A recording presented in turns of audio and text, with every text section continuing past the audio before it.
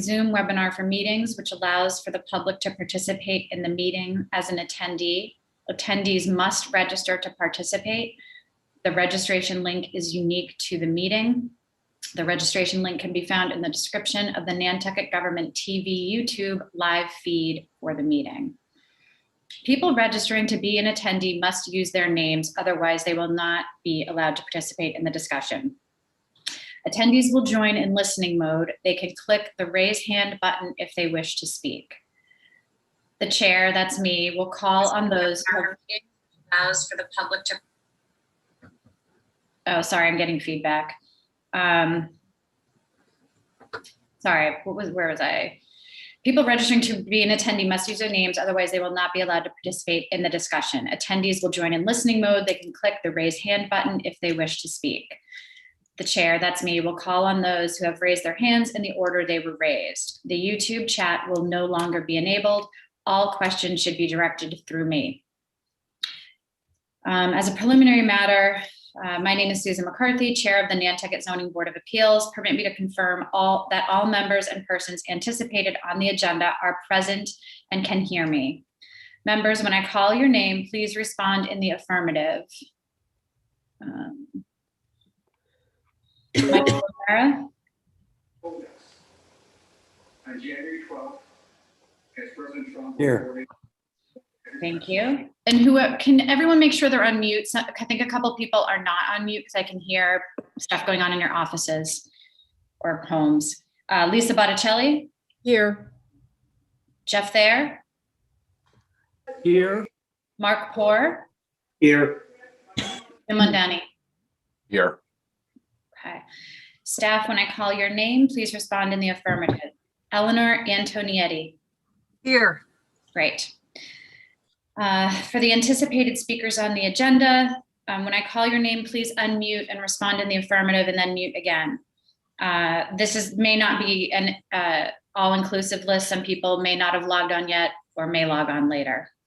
Nina Pickering Cook, attorney for Act Now, application number 2-21. Here. Renita Norris, attorney for Act Now, application number 2-21. Renita is my assistant who registered me. She will not be present. Oh, okay. All right. Thanks. Thanks for clarifying. Julia Lindner, Executive Director of Act Now, application number 2-21. Here. Okay. Anna Day, Community Outreach Specialist for Act Now, application number 2-21. So Madam Chairman, that's the same scenario as with Nina. That's just Okay. a member of our team. Thank you. Great. Thanks. Paul Murphy, Building Commissioner, being appealed, application number 2-21. Here. Alex Weisheit, Town Council. I know I said that wrong. Sorry. Application 2-21. How do you pronounce it? Weisheit, Madam Chair. Weisheit, I'm here. sorry. Thank you. John Hoffman, attorney for owner of 14 New Mill Street, application 20-21.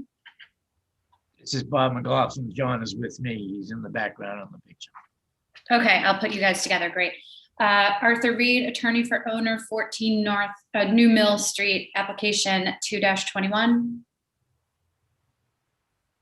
And Rick Beaudette, attorney for 35 Washington Street, application number 3-21. Yeah, here.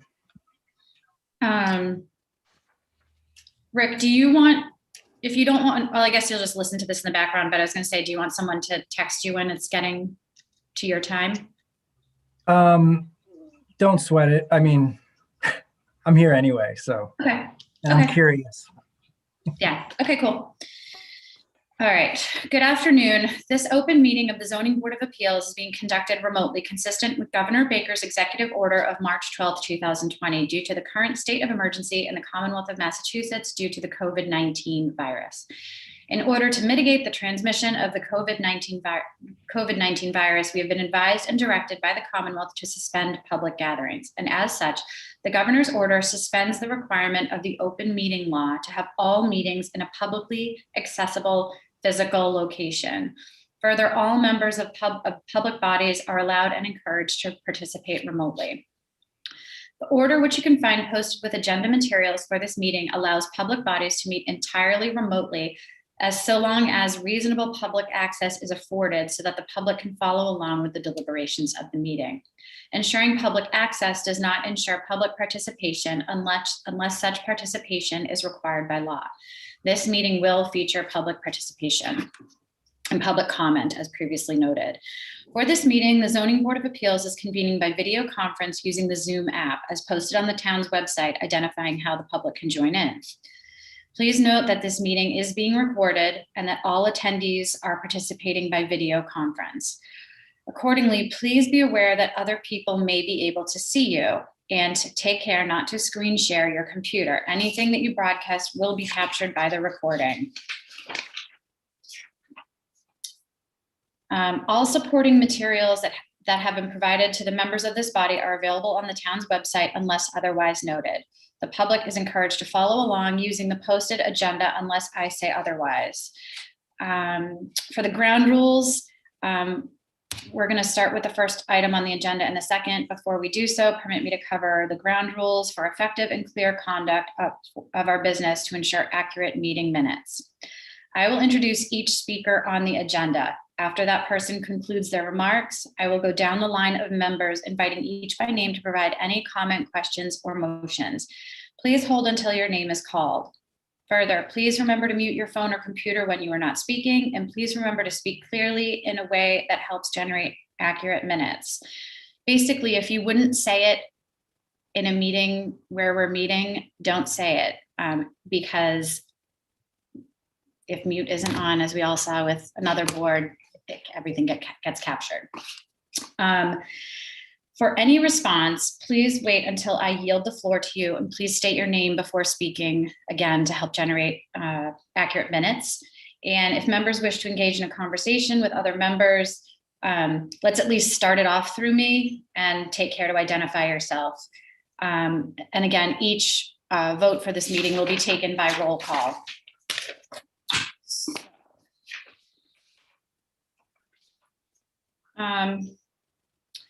So this is the regularly scheduled February 9th meeting of the Zoning Board of Appeals. February 11th. The first, well, does someone want to make a motion to approve the agenda? So moved. Thank you. Seconded? Second. Okay, so the motion was made by Lisa, seconded by Michael. I will do the roll call. So all those in favor, myself, aye. Lisa, Aye. Michael, Aye. Jeff,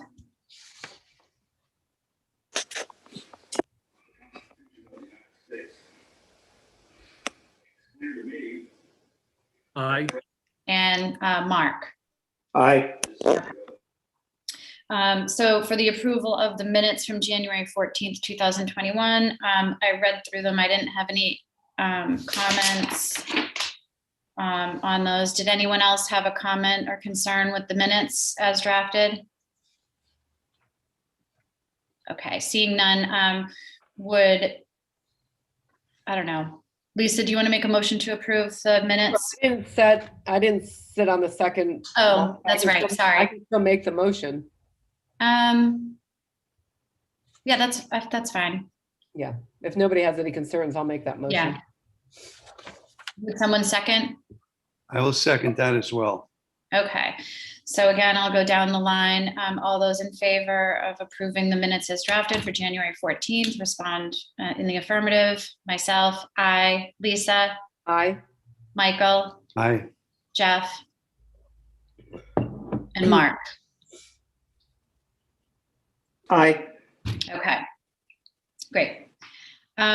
So the old business on the agenda is continued still until May 13th. So we can move on to new business. The first application we're hearing today is number 2-21, Act Now for 14 Mill Street, Pickering Cook presenting.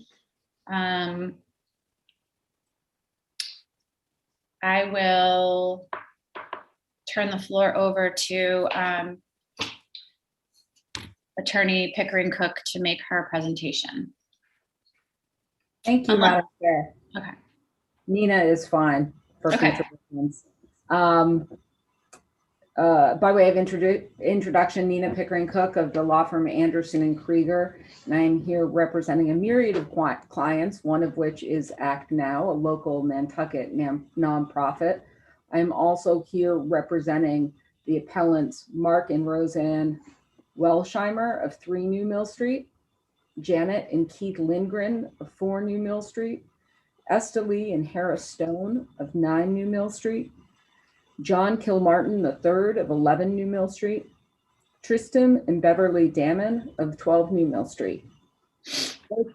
Those clients are all appealing Paul Murphy's December 1 decision, which declined to pursue zoning enforcement at 14 New Mill Street on the basis that, and I'm quoting, the use for short-term rentals does not violate the zoning bylaw. There was nothing more specific than that from the building commissioner. Now, before I get into the meat of my presentation, I do want to deal with 2 preliminary matters, one of which is logistical as far as the presentation goes. I plan to make a presentation, and part of that presentation will include comments from 2 of the appellants themselves, one of whom is on here, Ms. Damon, and one of whom I have written comments from that I will read. After that presentation, as your chair mentioned, I assume you will go through your normal course, eventually hearing from the public as well. When you hear from the public, I also have 2 statements from neighbors that they wanted to be heard by the board. Those neighbors and those statements that I will read during the public portion are not in fact appellants, which is why I am differentiating them and speaking separately. The other preliminary matter I want to address is standing. The Copley Group, as represented by my friend Bob McLaughlin there, takes issue with the standing of Act Now as an entity and the individual butters. I don't think this is an issue this board needs to get into. As the chair has stated in previous hearings, this board doesn't need to get into issues of standing. They can be presumed in this matter, and that is a matter that will be reserved for the court. To satisfy the board's concern, if I may share my screen here. Can everyone see that? Yes, okay. Yes. Yes. Everyone is appropriately muted, so I guess I shouldn't call for responses. The property at issue here is 14 New Mill Street. It's shown with the blue outline. My client's properties are shown in the green outline. There are 2 direct abutters, 9 New Mill Street and 12 New Mill Street, as well as 3 other abutters who are within 300 feet of 14 New Mill Street.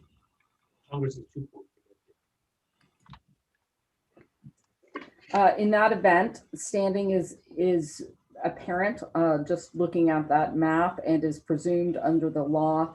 You do not need to get into standing as a preliminary matter. We don't need to prove standing for all of our clients. I am in fact not asserting standing at this point on behalf of the entity Act Now. For instance, you only need standing on behalf of one affected abutter in order to substantiate an appeal, and we certainly have that here. Now, turning to the meat of this appeal and looking at 14 New Mill Street, before we examine that property, I want to make something very clear. This is not an appeal or an attack on residents renting their homes or second homes for short-term rentals. Okay, I fully understand that there are strong feelings about that. I know that there is a long honored tradition on the island of homeowners doing just that.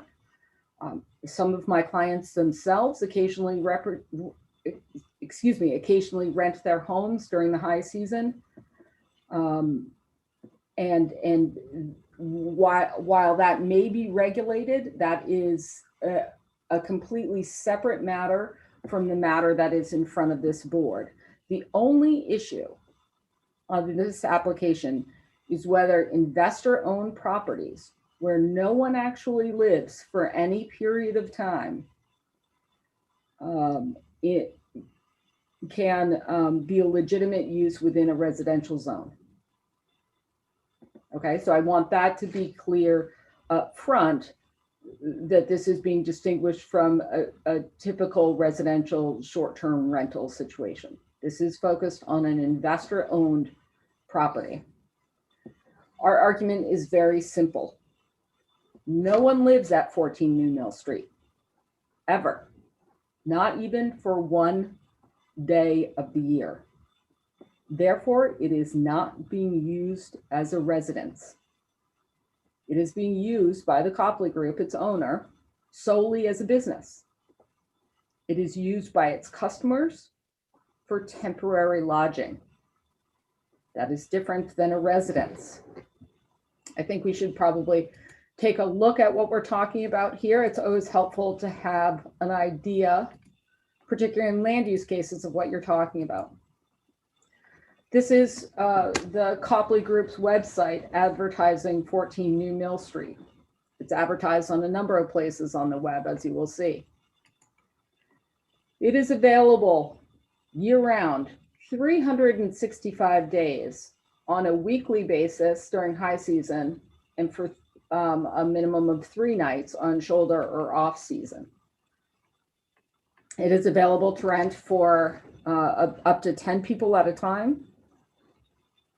And as you can see, it's advertised, as any business should be, all over the web. Maury People, William Ravis, J. Pepper Frazier. And it by all accounts is a nice looking rental available all year long. The owner states through counsel that it's used as a single family house regardless of who stays there and for how long. I'm not sure how they can make that representation. There is no single family use here. In Merriam-Webster's dictionary, the definition of residence includes, quote, the place where one actually lives, as distinguished from one's domicile or place of temporary sojourn, unquote. There is not one person who can claim that 14 New Mill Street is their residence. And I think that's determinative here. Now, turning briefly to case law, it's clear that any Massachusetts court, if asked, would have no trouble finding 14 New Mill Street to be a commercial use. Not many cases have come up in this burgeoning, growing area where I think we're all living in a time where this use has blossomed very quickly in any myriad of cities and towns. But all of those cases that have been decided in favor of finding a violation here, that a short-term rental of this type is a commercial use in a residential zone. I briefed all of those cases for you. I think you have those in your packet. I am not going to bore you with those here. I just want to point out the factors that made each of these courts that have looked at these cases determine that the short-term rental was in fact commercial as opposed to residential, because I think those factors are helpful in guiding your decision here. In the Stevens v. Bourne case, I know this is a case you all are familiar with given recent appeals. That was a wedding venue where some people stayed on site. The court found it to be a commercial use based on the fact that, one, none of the owners lived at the venue as a residence. Two, all of the transactions were done at an arm's length with unknown third parties. And three, the sole use of the property by the owners was for financial gain of its investors. In the Lytle v. Sweck case out of Hull, it found that the use of half of a two-family property was a commercial use where that half was rented weekly and to strangers. So in that case, the factors were the frequency of the renting and to whom they were being rented to. It was rented all the time and to strangers. In the Styler v. Alward case out of Linfield, it upheld a bylaw prohibiting short-term rentals in a residential district. Now, Nantucket has no such bylaw here, but how the land court characterized the factors in determining whether it was a commercial use in a residential district is instructive here. It says, and I'm quoting the court here, homes are expected to be used as residences and not for profit. The court went on to say, quote, most people do not rent out their homes on a continuing basis. They live in them, unquote. They also focused on nonstop coming and going of different people that destroys the concept of continuity, community, and supervision. I would submit to you, as you will hear from the abutters, these are all factors that are attendant at 14 New Mill Street. Now, although Nantucket shares much in common with the zoning bylaws in Bourne, Hull, and Linfield, I actually think that the Nantucket bylaw presents an even stronger case for finding that this property is a commercial use. And there are two reasons for that. One is the concept of the transient residential facility that appears to be somewhat unique to the Nantucket bylaw. And the second is your bylaw already embeds a preference for owner-occupied rentals as opposed to those investor-owned. So first, I will just put up briefly the definitions in the zoning bylaw that are instructive here. A commercial use is found to be, as in trade, occupation, or business, including a transient residential facility. That, of course, begs the question of what is a transient residential facility? A transient residential facility is hotels, rooming, lodging, or guest houses, and time sharing or time interval ownership dwelling units. A lodging, rooming, or guest house is then goes on to be defined as primarily the temporary abode or people who have a permanent residence elsewhere. Investor-owned short-term rentals where no one resides in the home for any period of time is much more closely akin to the lodging, rooming, and guest house definition than that of a single family residence. In fact, if an investor-owned short-term rental where no one resides is not the quintessential transient residential facility, then I do not know what that term means. Second, and this is more tangential and less important currently, but the concept of owner occupied, as I said, is embedded in the zoning bylaw. The import of that is for accessory dwelling units and secondary lots. Those are only allowed on owner occupied properties.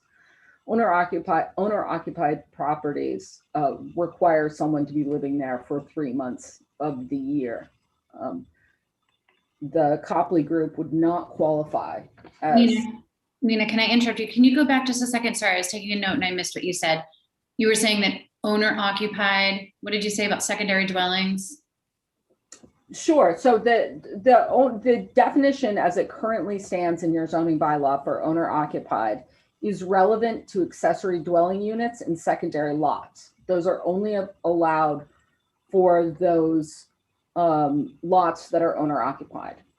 And that is not directly applicable here, but it is used to show this board that concept of allowing owner-occupied lots preferential treatment under the zoning bylaw is kind of already embedded in the Nantucket zoning. And owner-occupied requires at least 3 months of occupation in any calendar year, and the Copley Group would not qualify here. Are they asking to put a second? I mean, they're not trying to take advantage of any of those. No, absolutely not. That's why I said there's no direct application here. It's only by analogy. Okay. That the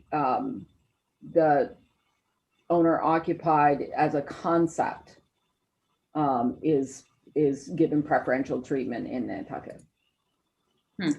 Now, I submit that overturning the building commissioner and finding a violation here is actually entirely consistent with the past decisions of this board. I think it's helpful to talk about and distinguish the recent appeal by Wales Watch. Although that short-term rental use was slightly different in that it was a wedding venue and in an event venue, as well as lodging. In that appeal, this board found most persuasive that Mr. Reed lived at the property for at least some portion of time, and he used that property as his residence in the residential zone. He testified that he personally approved those he was renting and that he was personally involved in every single transaction that took place. This is not the case for 14 New Mill Street. We've already talked about the fact that no one lives there and uses it as a residence. These are arm's length transactions conducted mostly online, perhaps without ever even speaking to the renters. The only logical conclusion here, the one that is supported by the facts of ownership, supported by the case law, supported by zoning bylaw, and supported by the past decisions of this board, are to treat 14 New Mill Street as a transient residential facility and require it to obtain a special permit in order to continue to operate, or it needs to shut down. Now, looking at the pictures of this nice house kind of begs the question of who is this use harming, right? And to answer that question, I think it's much more helpful for you to hear from my clients rather than a lawyer sitting in Boston. And to start, I have a brief statement from Esta Lee Stone at 9 New Mill Street. To whom it may concern, I own and live in a property across the street from 14 New Mill Street. As far as I know, the Copley Group that owns the property is a business. I've often seen, prior to the summer season and during the season, a Copley Group truck parked in the driveway. Crews who clean, repair, and maintain the property can be seen working on keeping the house and gardens in good condition. During the season, tenants' cars are parked in the driveway. New cars, often with out-of-state plates, change on an average of once a week from June through sometimes December. I have on occasion knocked on the door of the property asking the tenants to move their cars from in front of my driveway so I can leave my house. I had never seen or met anyone who could be a homeowner. In Nantucket, new homeowners are welcome to the neighborhood and attempts are made to make friends and acquaintances. Our neighborhood is a short, quiet residential street and is zoned as such. It is not zoned for a business of renting properties on a short-term basis. At this point, I would also like the board to hear from Beverly Damon.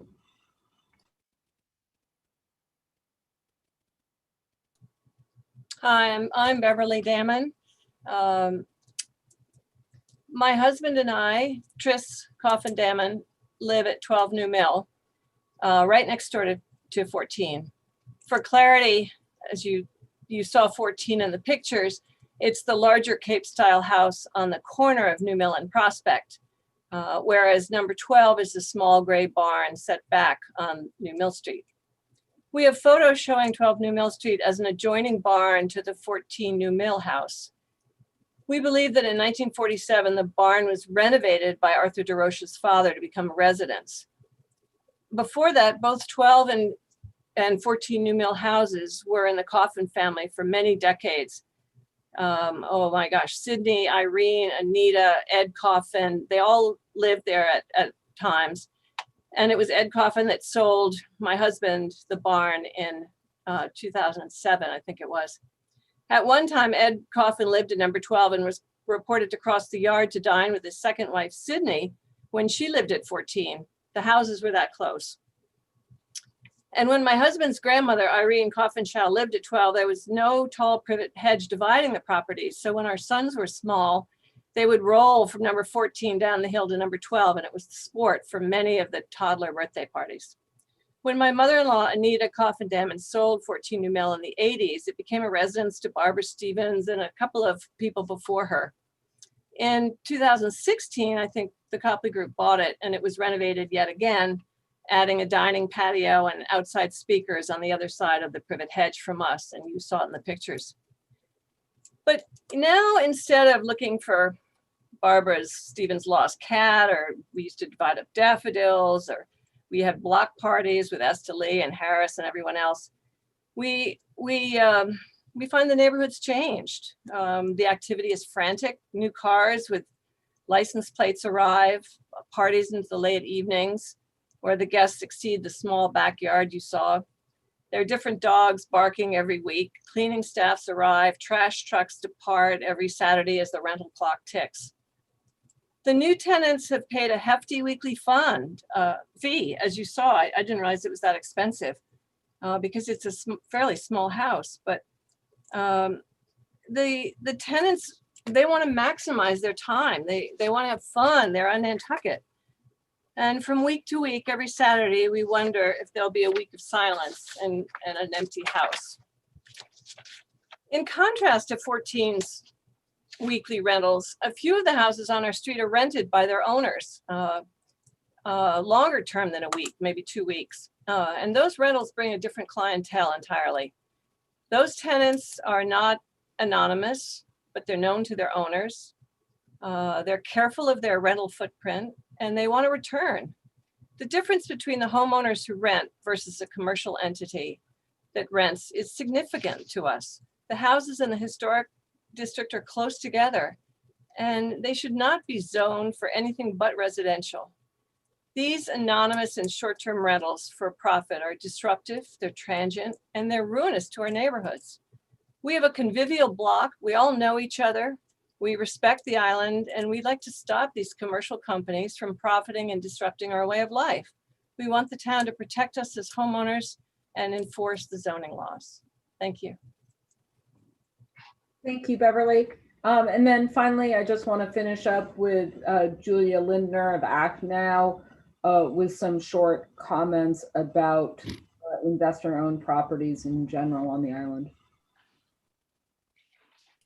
Thank you, Madam Chairman. I think this board all knows that Act Now has been researching short-term rentals and the rise of investor-owned short-term rentals in the last few months. And so I just wanted to sort of quickly recap what we've learned. You know, it's sort of well understood. It's been mentioned a few times that Nantucket has a very long tradition of vacation rentals by homeowners. And for a long time, it was in line with the island's culture and its history. But what we've sort of uncovered and started investigating and researching is sort of this, national trend that's emerged in the last 5 to 10 years. And it's the resurgence of these short-term rental investors. These are investors that are looking to open a short-term rental business somewhere across the country. It's across the world as well. It's not just impacting Nantucket. And not surprisingly, Nantucket's been one of the ideal locations to establish these types of businesses. And so the growing number of investors is sort of transforming what we've known as these traditional vacation rentals by homeowners. And the impact on the island is different than what we had seen in the past with these sort of traditional vacation rentals. At the top of the list is the reality that the investor-owned short-term rentals are really converting what are homes into businesses all across the island. And that includes also year-round neighborhoods. And it's really taking away from the little year-round housing stock that we actually have on the island and pushing home prices up and year-round rents even higher. The housing problem, as you all know, has turned into a crisis, and the community is looking to solve it. We've got spaghetti on the wall. A lot of solutions are being proposed. And the way that we look at how other communities have confronted the issue of housing, investor-owned short-term rentals are definitely contributing to the problem by taking away, some of the homes and then turning them into businesses. But so at the top of the list is this issue. But as you've heard today, these sort of intensive short-term rentals are clearly having an impact on neighborhoods and the quality of life for folks who live in them. And we've heard, sort of our organization has been, we've been contacted by a number of folks on the island, and we've, we've heard a lot of stories that are sort of consistent with this idea that it doesn't feel like you're living next to a homeowner. It feels like I'm living next to sort of this mini hotel in my neighborhood. And no one told me when I bought my house that I would live next to a hotel. I didn't know that was allowed. And so the only resort for neighbors has been to call the police or the health department to report problems. And because those systems aren't really set up accordingly, there really has not been any accountability for someone who is running sort of these businesses in these neighborhoods. Julia, I'm going to interrupt for just a second. I want to stay focused on this one property, okay? Because we could talk for hours about housing and whether or not someone who bought a property should have done due diligence as to what their neighborhood was made up of before they bought a property.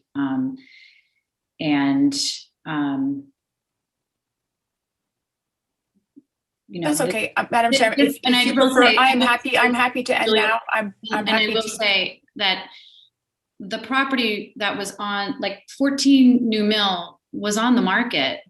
It was a free market property, but no one from the year-round community purchased it. It wasn't that it wasn't available. It wasn't depleted or taken out of year-round housing. It was available. No one bought it for year-round housing. So I think, you mentioned, this is probably not the best format for that kind of discussion. Right. Let's just stay focused on what what is the harm that is being alleged for this property. Why this property, you guys have brought this complaint about why this particular property is commercial. Sure. So I think you've heard a lot of Julia's examples from around the island are emblematic of the harm that the neighbors have suffered here, as explained by Esta and Beverly, and as you'll hear from some other members of the public. The disruption, the noise, the traffic, the constant coming and going, the anonymity of who owns properties next door, the feeling of living next to a hotel as opposed to a residence. You've heard all of that from these folks. Getting into issues about whether it has been taken out of the housing stock because it was sitting on the market for a while and priced above what folks in year-round market may be able to pay gets. That's not deterrent, but we don't know that that's why no one bought it. Maybe nobody liked it. I mean, who knows? I'm not going to get into that. But the other thing I want to point out is I understand so far what I've heard from the two neighbors that, the neighborhood isn't what it was back in the day. Things change. I get it. The people that had kids grew up empty nesters, sold their house, someone else moved in. You don't have control over your neighbors or your neighborhood. You only have control over the property you live in. And I can probably say of the people on this call or who are, if anyone's watching this, who live on the island, traffic, noise, coming and going, all of that, number one, increases anyway in the high season for all of us. And we have a much larger year-round community now than we even did when I moved here in 2003. And traffic is exponentially higher, and there are many more people here year-round than there were.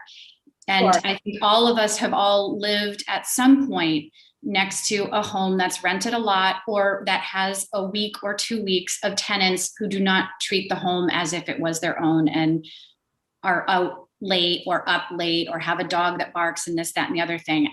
That is just the reality of being on Nantucket. But that's my 2 cents. And I just... yeah, I was going to ask. Hold on. I can only take one at a time. So Nina, hold on 1 second. Lisa, what were you going to say? I was just going to say, I'd like them to continue with their presentation without having commentary yet.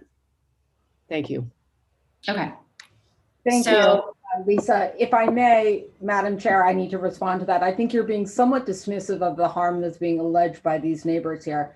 This is not simply, although Beverly is perfectly eloquent in telling you about what this neighborhood used to be like. This Mhm. is not just waxing about days gone by. And this is not, being annoyed because there were loud neighbors 1 week of the year.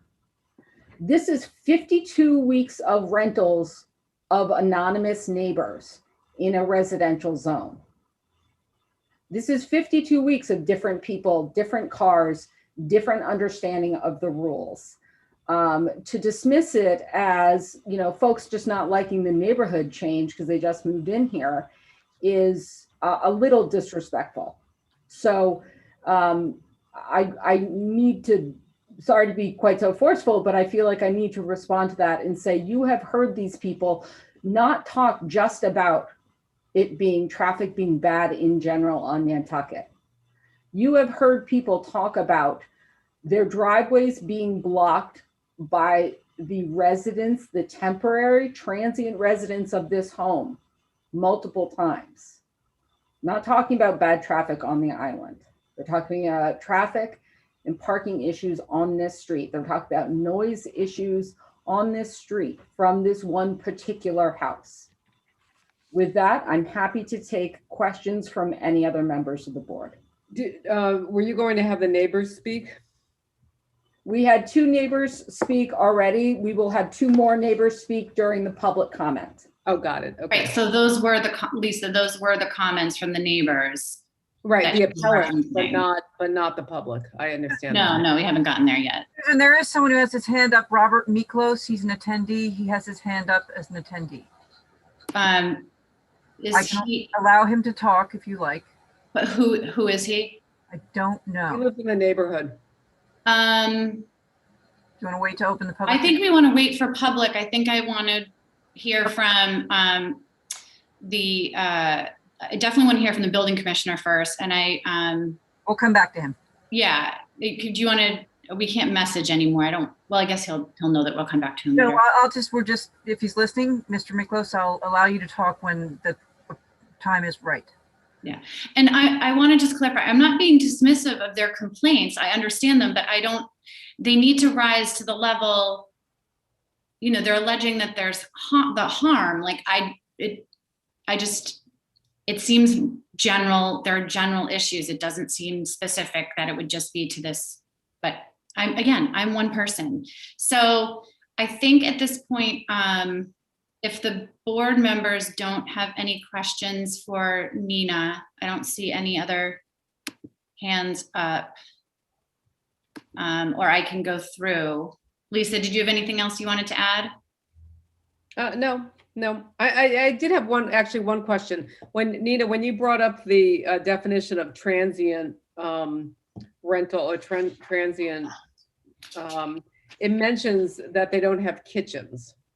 Now, obviously, this house, I believe that's what the definition said, but I could be incorrect. It mentions that the individual sleeping units don't have their own respective kitchens, and there is no commercial kitchen.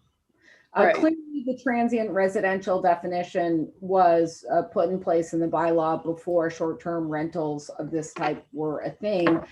So Nantucket, like many other communities in the Commonwealth, are playing, their zoning bylaws kind of playing catch up to where the short-term rental market is. Okay. But I don't find any disconnect with that kitchen issue. Okay.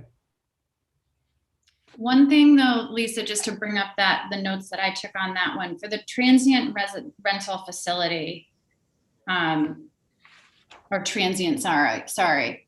So it's a hotel, the rooming, lodging, or guest houses. And when you look at the rooming, lodging, and guest house, that is the one that it says does not have the commercial kitchen, whereas a hotel probably has a commercial kitchen.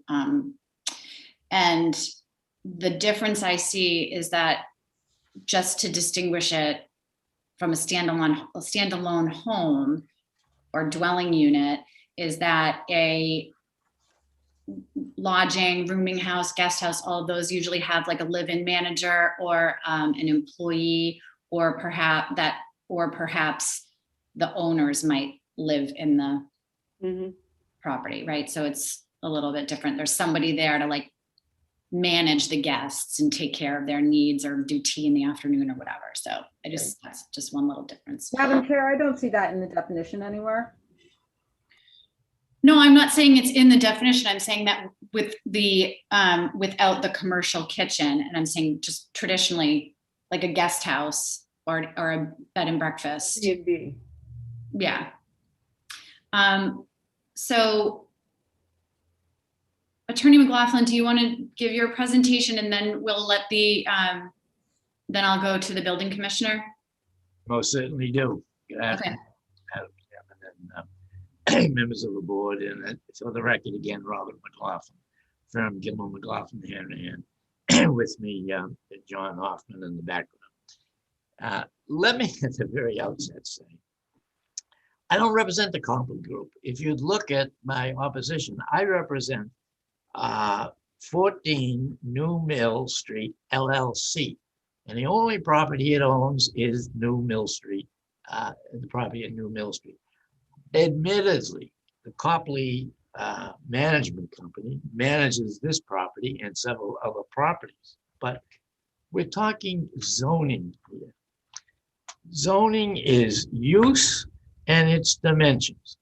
And use does not change because someone puts a deed in the registry of deeds and ownership changes. And zoning does not treat property differently because it happens to share a same management company. I mean, you're looking at this as a single family house owned by one business entity. Now, as a threshold matter, who is the applicant? And I invite your attention to the package that was sent out. And on page 4 of the packet, the answer is very clear. The applicant is Act Now. Act Now. And we go over to the second page of that, which is page 5. And I call your attention there to a statement that basically it says if an agent is representing the owner or the applicant, please provide signed proof of agency. As I look at the form, it appears that attorneys and agents are dealt with differently. It seems we lawyers have some sort of an advantage here, but of course, lawyers typically enter an appearance and they're authorized by law to represent other people. An agent is not, and therefore I'm sure your application says, show me that you somehow have a right to speak for these other people. And I call your attention to that. But now, moving on to page 9, which is, it says list parties in interest in the matter of the petition. And that's signed Lily Ritchie, and they are on behalf of Act Now, only Act Now. And indeed, we now come over to what the issue I'm now addressing is the statement of agency. And that appears on page 14 of the packet. And if you look at the statement of agency, to begin with, it's a letter from the law firm, from Nina Pickering Cook's law firm. And we're talking about proof of agency. Well, it's fundamental that an agent has to have authority from a principal. The principal must be the one that will be signing something and say, this person can speak for me. If anything, this letter purports to say, I'm the agent and I'm going to clothe myself with authority. It doesn't meet the test. But and again, the letter is from only the lawyer of Act Now. It really doesn't make any difference because in this letter, they don't point out that these various people that live in the neighborhood, apparently, that in fact that they are applicants. They are called exactly what the general law calls them. They're parties of interest because they live within 300 feet. They're either abutters of abutters or they live within 300 feet of the subject property. There's something strange here. I note that this application was filed on the very last day, December 31, and the building inspector's letter was was December 1. So it appears that they really don't have the authority, or they certainly don't represent they have the authority to speak for anybody except Act Now. So that these residents that may well have had the right to make an enforcement request of the building inspector if they were part of that application that was filed by Ms. Pickering. When it was denied, the next step that they have to make under the law, 4815, they have to take appeal within 30 days. So if they were parties to the enforcement request, they've now forfeited their rights. I suggest to you that the only party that can possibly be before this zoning board and at this hearing is Act Now. And I would now like to segue into the portion of my argument, which is they shouldn't be here long. I was amazed by the statement of Ms. Pickering Cook that standing's no part of what we're talking about. Well, that's not what the law says. General Laws 48, Section 8, talks in terms of appeal to the permit granting authority may be taken by a person aggrieved. Aggrieved is a central concept to the zoning law. Lest there be any dispute, the Chonwis case, which is quoted in my memorandum, which had to do with a Dunkin' Donuts and the neighborhood group, and that's what it was, a neighborhood group, just like Act Now, brought a complaint. And as a matter of fact, as it turned out, that they didn't comply with the zoning, but they were thrown out because the neighborhood group has no standing. You have to be aggrieved. The quote in the Chambers case, aggrieved person is no less jurisdictionally conditioned to maintaining an appeal to the Board of Appeals under General Laws, Chapter 48, Section 8, than it is to maintain to judicial review. So Ms. Cook's remarks about we don't worry about standing until we get to court just is not the settled law of the Commonwealth. And with that, I'm going to talk about standing because it's a fundamental issue we're dealing with today before we get to the merits. I was amazed by the statement that I just read to you, which is the letter of authority, which is on page 14 of the packet.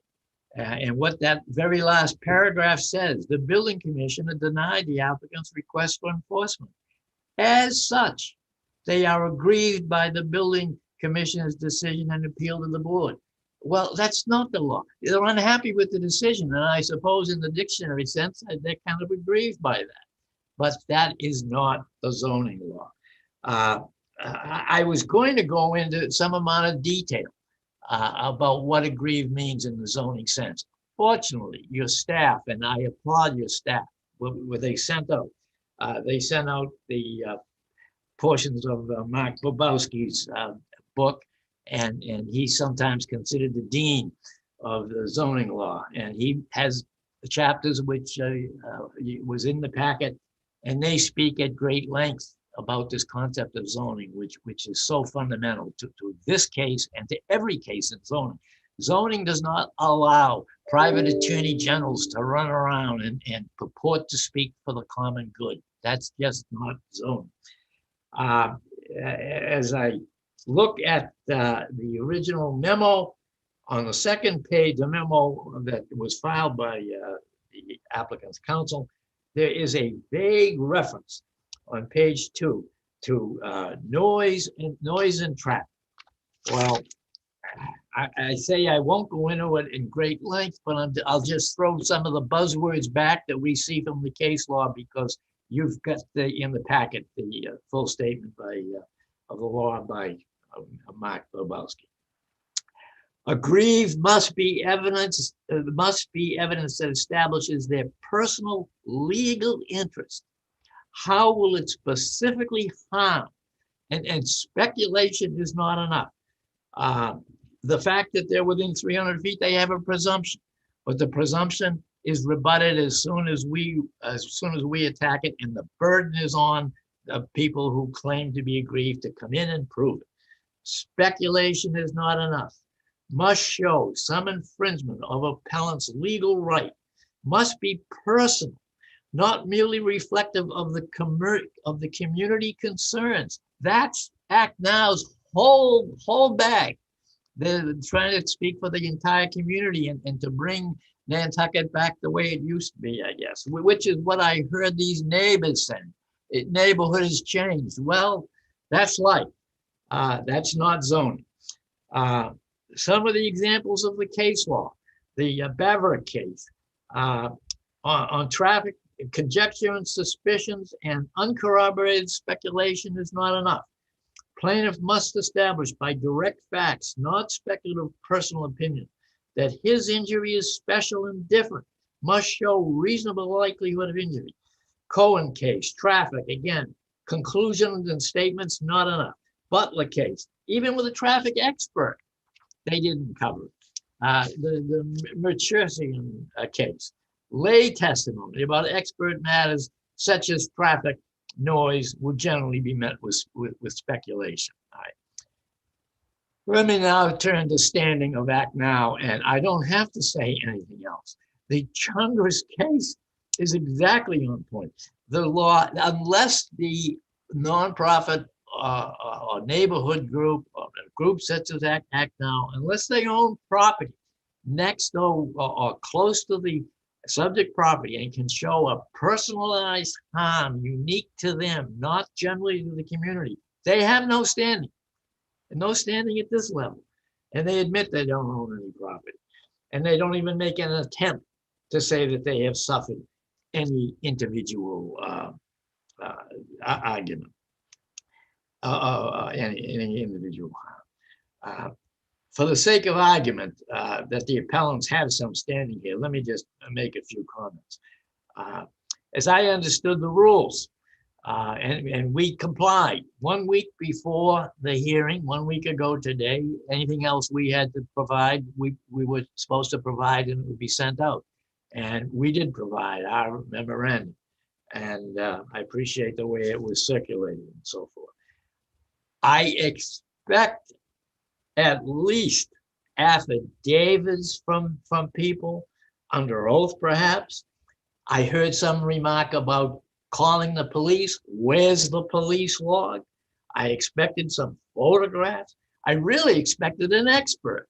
To come in and say, I've done a traffic study, and rather than this just speculation that the landscaper comes more frequently to this house. Well, you should thank God that the landscaper comes more frequently to the house if you live next door to it. I mean, these are just personal concerns.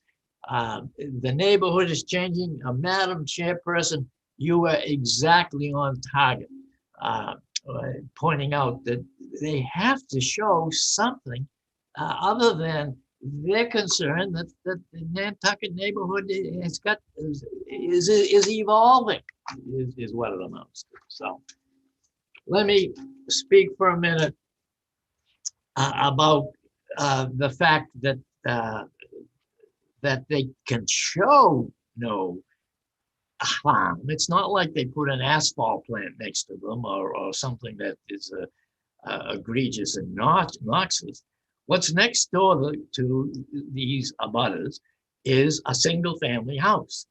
And it's a private residence. And in a moment, I'll get to the fact that they're trying to put a square peg in a round hole with all of this definition mumbo jumbo back and forth.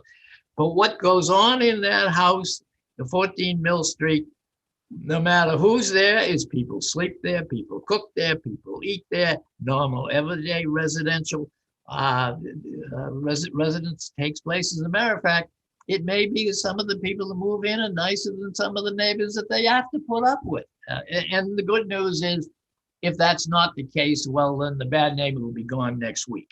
But that's not the basis of saying that they have any kind of harm that would possibly give them the opportunity to come before this board and or to a court and asked that the building inspector who exercised his judgment on this and to overturn them. The cases they cite are completely in opposite. And it was implied in what Ms. Cook was saying. We're not claiming an accessory use. She has all this talk about accessory use. We're claiming this is the primary use, single family residence. The Stevens case, sure. Perhaps routinely renting out a wedding venue of 100 guests might reach the definition of something other than a single family residence. The Styler case, running a business conference center or a business retreat might meet the test of not being a personal residence. Now, coming to this tortured definition business, and this morning I was favored with the key definitions that she had up on the screen and so forth with the green arrow, and I'm trying to figure out what she's saying here. It appears she's trying to say we're a lodging, a rooming house, or a guest house. Well, that's obviously 14 Mill Street is not any of them. Madam Chairman, you had some of the comments. Usually if it's a rooming house, there's somebody there at the time. It's a guest house, the owner is there. And in any event, the definition is a building or building on a lot containing rental sleeping units. We don't have units plural. We have one one personal single family residence. And it goes on without respective kitchens, because obviously they're trying to refer to the fact that a rooming house may have a common kitchen, a hotel has a commercial kitchen, and so forth. They can try to put this square peg in the round hole, but it just doesn't fit. I thought where they were going, they were trying to show that it was a transit resident facilities in the nature of a time sharing or something. Of course, it doesn't fit into that mold either, because that would require that there be a group or a nexus of owners or lessees who would share on a prescribed schedule. So the definitions, it just doesn't make it. Referring to, well, let me just make a few more comments. No, I don't think I should. I think I've made the case. The three people we've heard from, act now, they've got no right to be the super building inspector of Nantucket because of the way they want to bring Nantucket back to the way it was. No standing whatsoever. Nor do the neighbors, and the two neighbors we heard from had her driveway blocked one time. Happens to me, happens to anyone who's got a single family house. Could happen no matter who's living next to you. You could have a neighbor from hell next to you as opposed to somebody who's down with a family for a weekend on Nantucket. There's just no basis for saying that that's the harm that we're talking about. Let me say, I refer to their conclusion. Their conclusion doesn't mention anything other than their laudable desire that they believe is laudable to change Nantucket back to the way it was. Their mission is to inspire change, to protect the Nantucket that we all love. Well, they know they're in the wrong forum. It is this very same group, Act Now, that has sponsored the Citizens Warrant article for the annual town meeting on June 5th, which seeks to regulate short-term rentals. If this issue is of a community-wide concern and needs to be addressed, then it should be addressed at that town meeting. And we'll meet them there, and let's see what the voters say. I urge you to uphold the building commissioner's determination and decline the enforcement of this request. And either because technically they're incorrect because they didn't properly bring the appeal before you, legally because they're incorrect because they have no standing of agreement, and factually they're incorrect because 14 Mill Street is a single family house existing in a single family zone. Thank you very much. Madam Chair, could I respond to the zoning arguments? Hold on one second. I just want to address, Beverly, I see that you have your hand up and I will get to you. I just wanted you to know that I did see that. I'm probably going to, I'll let, I'm going to let the building inspector or commissioner rather go first, and then I'll let you respond at that point. Does that, or do you That's have? fine. I just wanted to get at the standing issue in case it was an issue for the board that I didn't touch on before. Okay, I'm happy to wait. you can talk a little bit more about standing, but I do think, as we have said before, that this, whether or not, I don't think this board is in a position to decide standing. I think the article on standing that staff provided us with is extremely informative, but again, I'm not sure that that is our purview to make that determination. And it seems like you guys will have an opportunity at some point to argue that out. So I don't want to spend too much more time on it, although I find it interesting and fascinating, but I don't know that we're gonna. Madam Chair, that was purely my point. I'm town council in 3 towns. I know the standing case law incredibly well. And this is not an issue that your board needs to decide. Bob is absolutely right when he quotes the cases and standards of what needs to be proven for an appeal to court under 40A Section 3.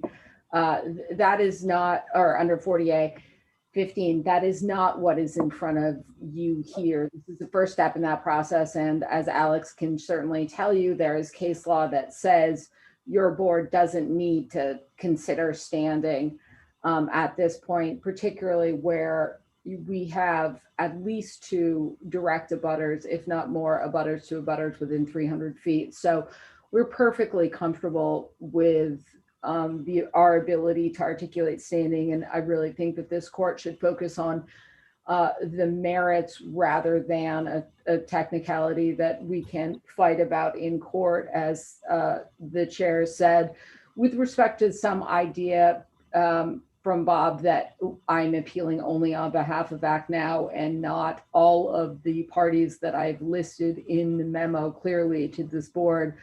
I think that's frankly a specious argument. It's the same group of people that asked for enforcement to the building commissioner, and I think a court would have no problem overturning a decision of this board if this board finds that my application was only on behalf of Act Now when it is clearly on behalf of all of my clients. My client is not just Act Now. My clients are all of the people I listed at the beginning of my presentation.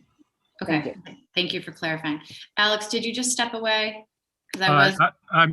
Can you hear me? Yeah. I was before Nina. I was thinking that I would just ask you for your 2 cents to just give the board direction on the standing issue. Certainly.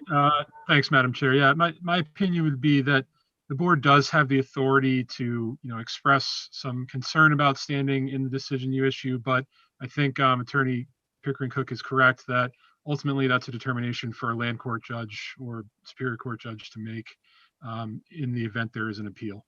So I would recommend that the board, reach the merits of this case. If you choose to address standing, you can, but I would certainly not just rest on that sole issue. I would go to the merits of the case. Right. Okay. Does anyone on the board have any question or comment for either Bob or Nina at this point before or I move over to Paul? No, Jim? Madam Chair, I have just a question for Alex. Sure. Can you remind us of what standard we use in terms of reviewing the building inspector's decision? Certainly. So you're looking at this de novo. So it's really, what that means is it's up to you guys to determine, if you were in the building inspector's shoes, do you think that what he did was reasonable based on your interpretation of the zoning bylaw. Okay. Okay, thank you, Alex. That's informative. Paul, can you speak to who you got the complaint, the request for enforcement from, and your thought process? I'd have to refer to the packet to see exactly who it was from. But the board has my letter. That's my position. But I want to add that renting of homes is a permitted primary principal use on the town of in the town of Nantucket, regardless of who owns it. It always has been. It's not unique to Nantucket. It's the other islands and the Cape as well. It's nothing new. The applicant's asking me to rule on something that's been happening here with the full knowledge of everyone on this island for 100 years. And, I think this is misplaced. This should come through a zoning bylaw and not through enforcement. If the island wants to change it. That's really all I have to add. It's not an accessory use. It doesn't matter who owns it. And it doesn't matter how often the tenancy changes. It's been going on here for years. And, I made the right decision on this, and I hope the board will support my position.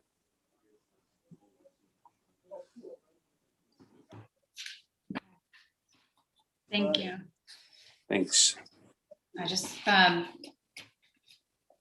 was looking for the letter to Marcus. Does anyone have any questions for Paul?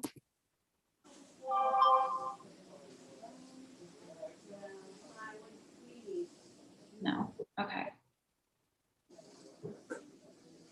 Hold on one second. I'm just reviewing the letter from the initial November 12th letter.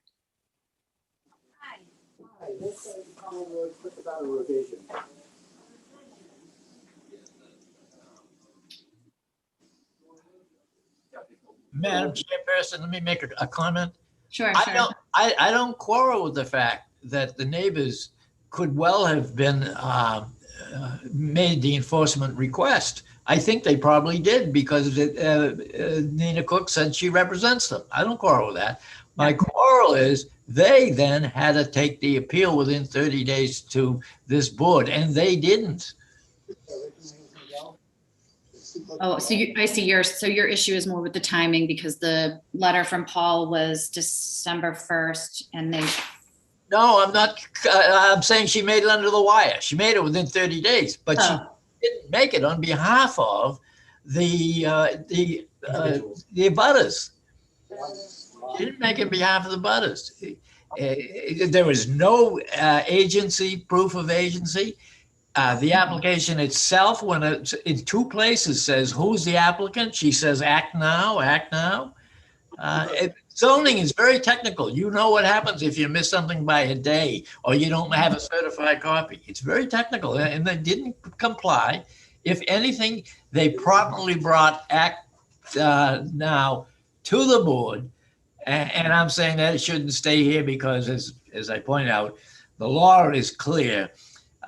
It's an issue under the statute and under the case law. If your board ignores it and that's a position, fine. It's going to all be kind of moot, and we all know it because we'll be in the land court or the superior court and it'll absolutely be thrown out. I don't think anybody that's a lawyer in this group that's on here is going to disagree with that, including. Madam Chair, if I could direct your attention to the first paragraph. Wait, hold on. Oh, of the letter? Of the December 30th appeal.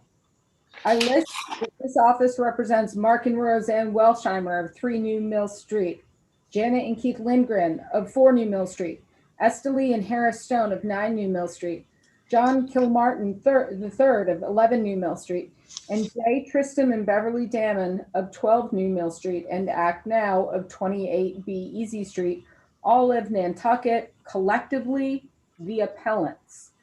We represent so many neighbors, there wasn't room on the town's form to list them as applicants. That was done shorthand by one of my associates. That certainly should not prejudice their appeal rights when there is no confusion here, I think, by the town as to who is appealing this matter. Okay. Respectfully, the application was filled out by your firm and two places you didn't list their names.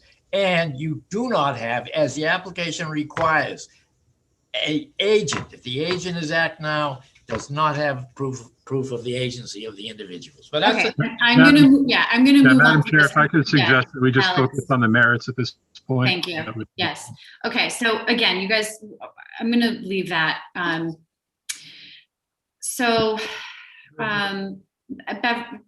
Before, does anyone have any questions from the board before I go to Beverly? No. Okay. So Beverly, let me see. I don't know if I can unmute you. I can't. Eleanor, could you unmute Beverly? Oh, there you go. Thank you. Yeah. No, I wanted to thank you all, and I wanted to bring up one point that I guess I didn't make clear. We all know that Nantucket has changed. We all know that unfortunately that's a reality. But my point, which I guess I didn't make clear enough, is that it's the anonymous tenants and transient tenants. They're a non-respecting lot. Some of them are a coarse group. Some of them are very, very nice. But my husband and I have gone in many times and asked them to turn down the music, and we've been called 4-letter words. And you know, if you call the police, they really can't deal with it. So I guess my point is the nature of some of the clientele that comes anonymously into transient housing a week at a time. They come, they go. And there's no reason to encourage them with open arms and profit at a private company. I'd rather see them go into Nantucket homeowners' houses and put the money into Nantucket residents' bank accounts. And I just think that someone who comes for a week at a time, you're never going to see them again. They're going to go to another house. And the nature of some of them being anonymous is a problem. That's all I have to say. Okay, thank you, Beverly. With what you just said about, so the issue for you is the behavior of the tenants is not determined by the owner. So what you're saying about the anonymous character of the tenants and the fact that they're only there for a week and you don't know them, and and you'd be okay with it. You would rather see it be owned by a Nantucket person. I would. I'd rather. But that wouldn't change the use. Do you see what I'm saying? Like, it would be the same use. It would be a different owner. It wouldn't be transient. It would probably be more than a week at a time. It would probably be a 2-week. I don't know, but there's no requirement for that, though. Like, that's not what you're talking about. Is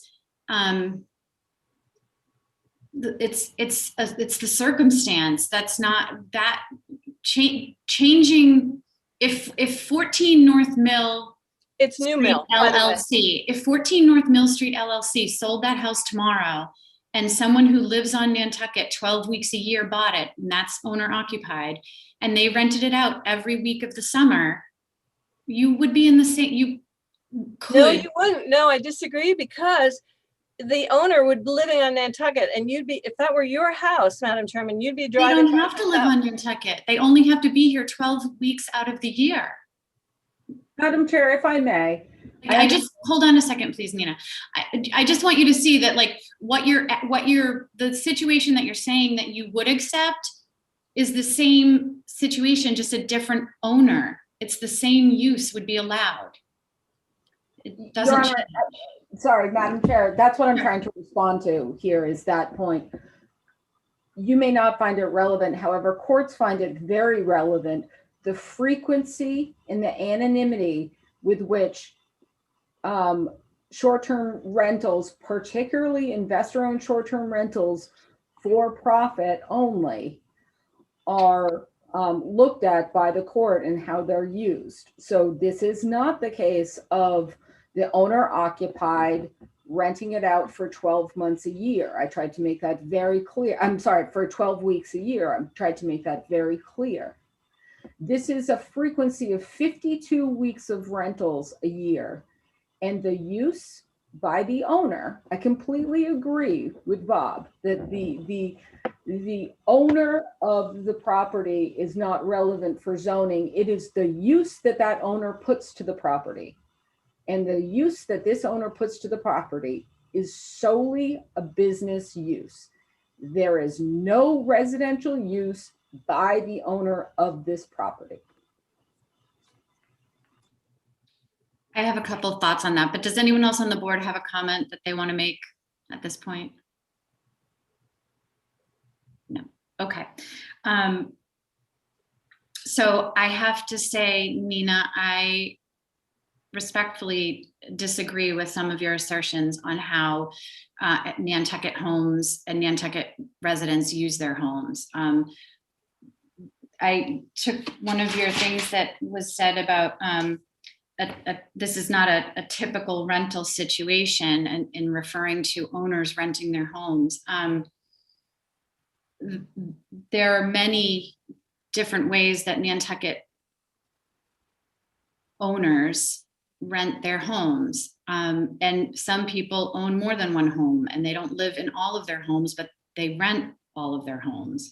I think that what Paul said about this being a traditional, accepted, and celebrated use, and an additional revenue stream for families on Nantucket, whether they're here 12 weeks or 12 months, is true.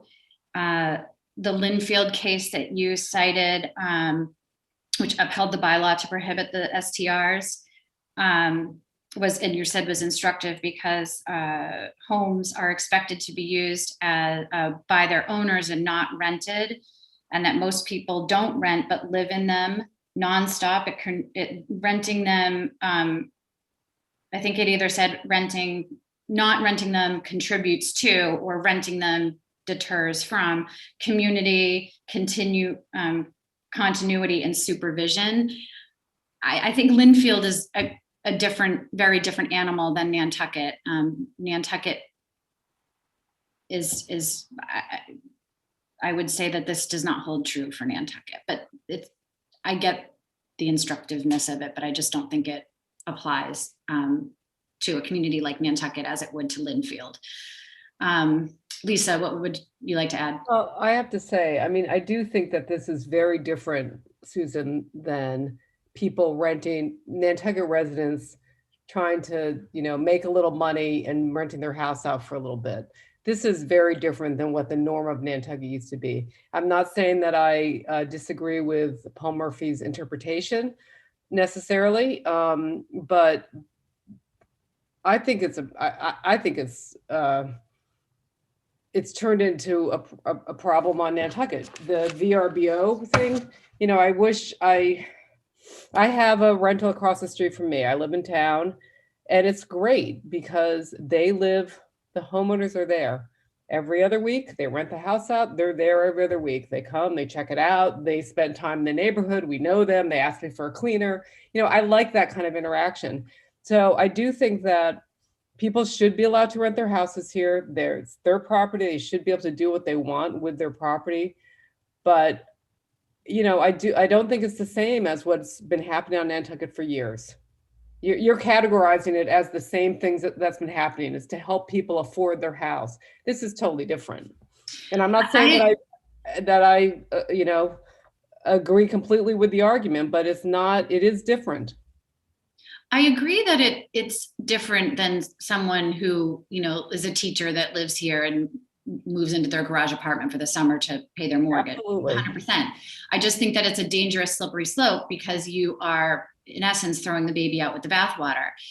There are a lot of different ways that people rent their homes, and right, if there are, this may be one that is on the extreme if it's available all the time. But I know other people who will rent their houses out for like a long weekend or a holiday weekend, whether it's, February or August.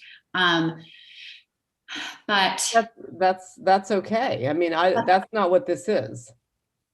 So I'm going to say, last year I had and this is one of these, it's sort of a concern in a sense for me, that I had a spec house that didn't sell and I rented it for the summer.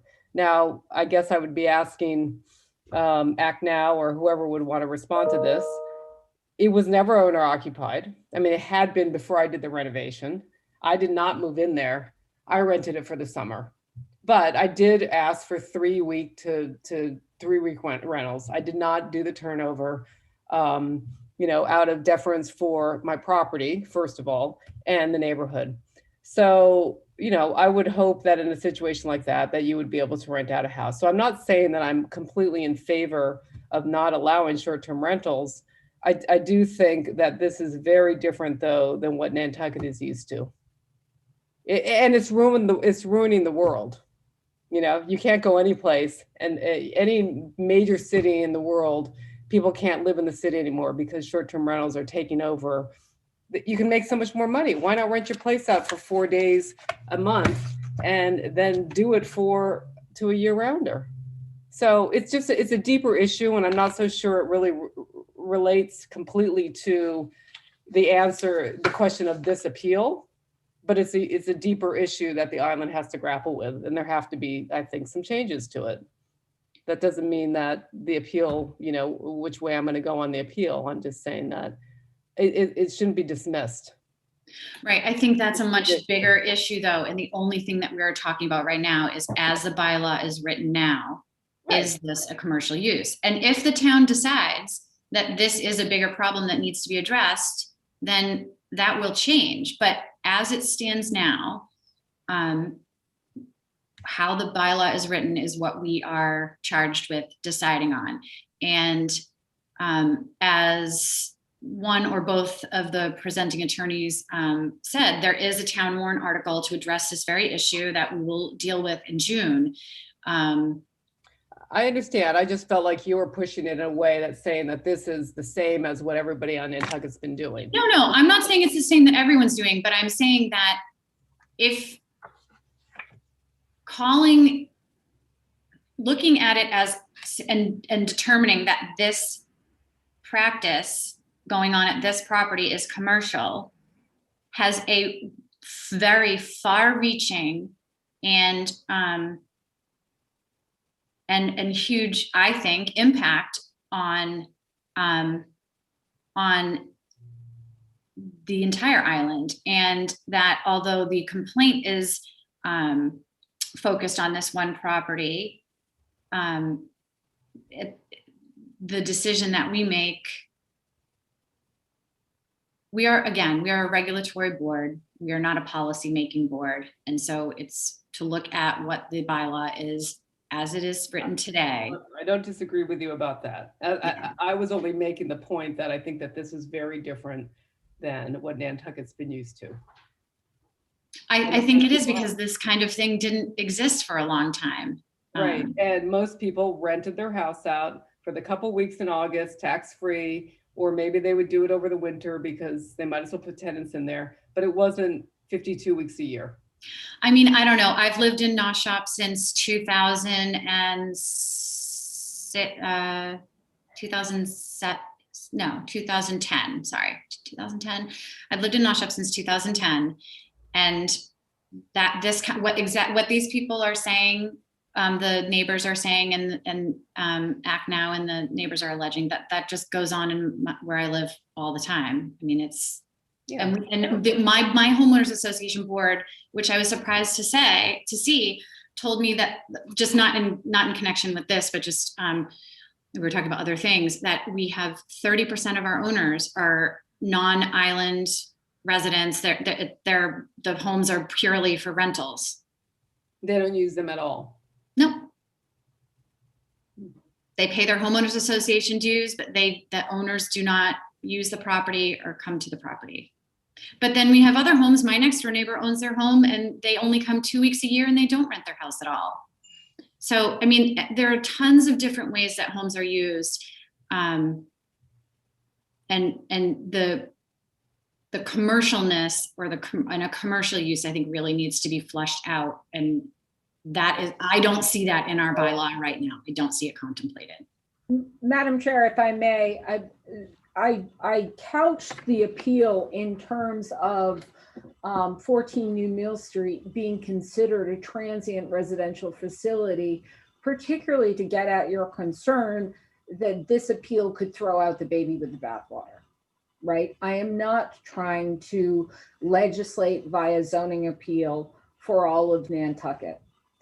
I am trying to address the particular harms from this property on the surrounding neighbors. And I think that it can be dealt with and is most appropriately considered when you look at an investor-owned residential structure that is used only as a business by the owner. It is properly considered a transient residential facility, which is already in your bylaw, is a commercial use. And I should say here, it could certainly continue to operate in this neighborhood. We're not even saying it needs to shut down. All we're saying is this is a transient residential facility. Therefore, it needs to get a special permit. And what does that mean? All that means is it has to go to the planning board or the zoning board, I don't know which it is in Nantucket, and get a special permit to operate, which allows public process and to hold these owners accountable to impose certain conditions on the use of the property where the commercial use of the property may be in conflict with the surrounding residential zone. So I am trying to provide you all with a clear dividing line here so that we're not throwing the baby out with the bathwater. Madam Chairman, may I respond to that? Yes, I was just going to ask, before you do though, I was just going to, Alex, or I guess maybe even Paul, is that a correct analysis of that? If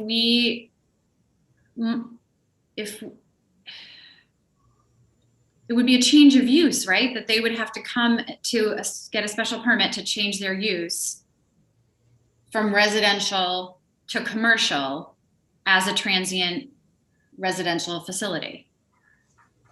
Madam Chair, I'm sorry, I don't have the bylaw in front of me right now, but I guess it would depend on if transient residential facility is its own use that has a classification in the use table. If it is, and if it's a special permit type use, and if you find it to be a transient residential facility use, then it would require a special permit. Right. Well, it's included in the definition of commercial use, and that's all. I just have the slide up on my other screen. So I don't. But my understanding. Hold on a second. My understanding is that we're only being asked to determine whether we uphold or overturn the building commissioner's decision, which is that this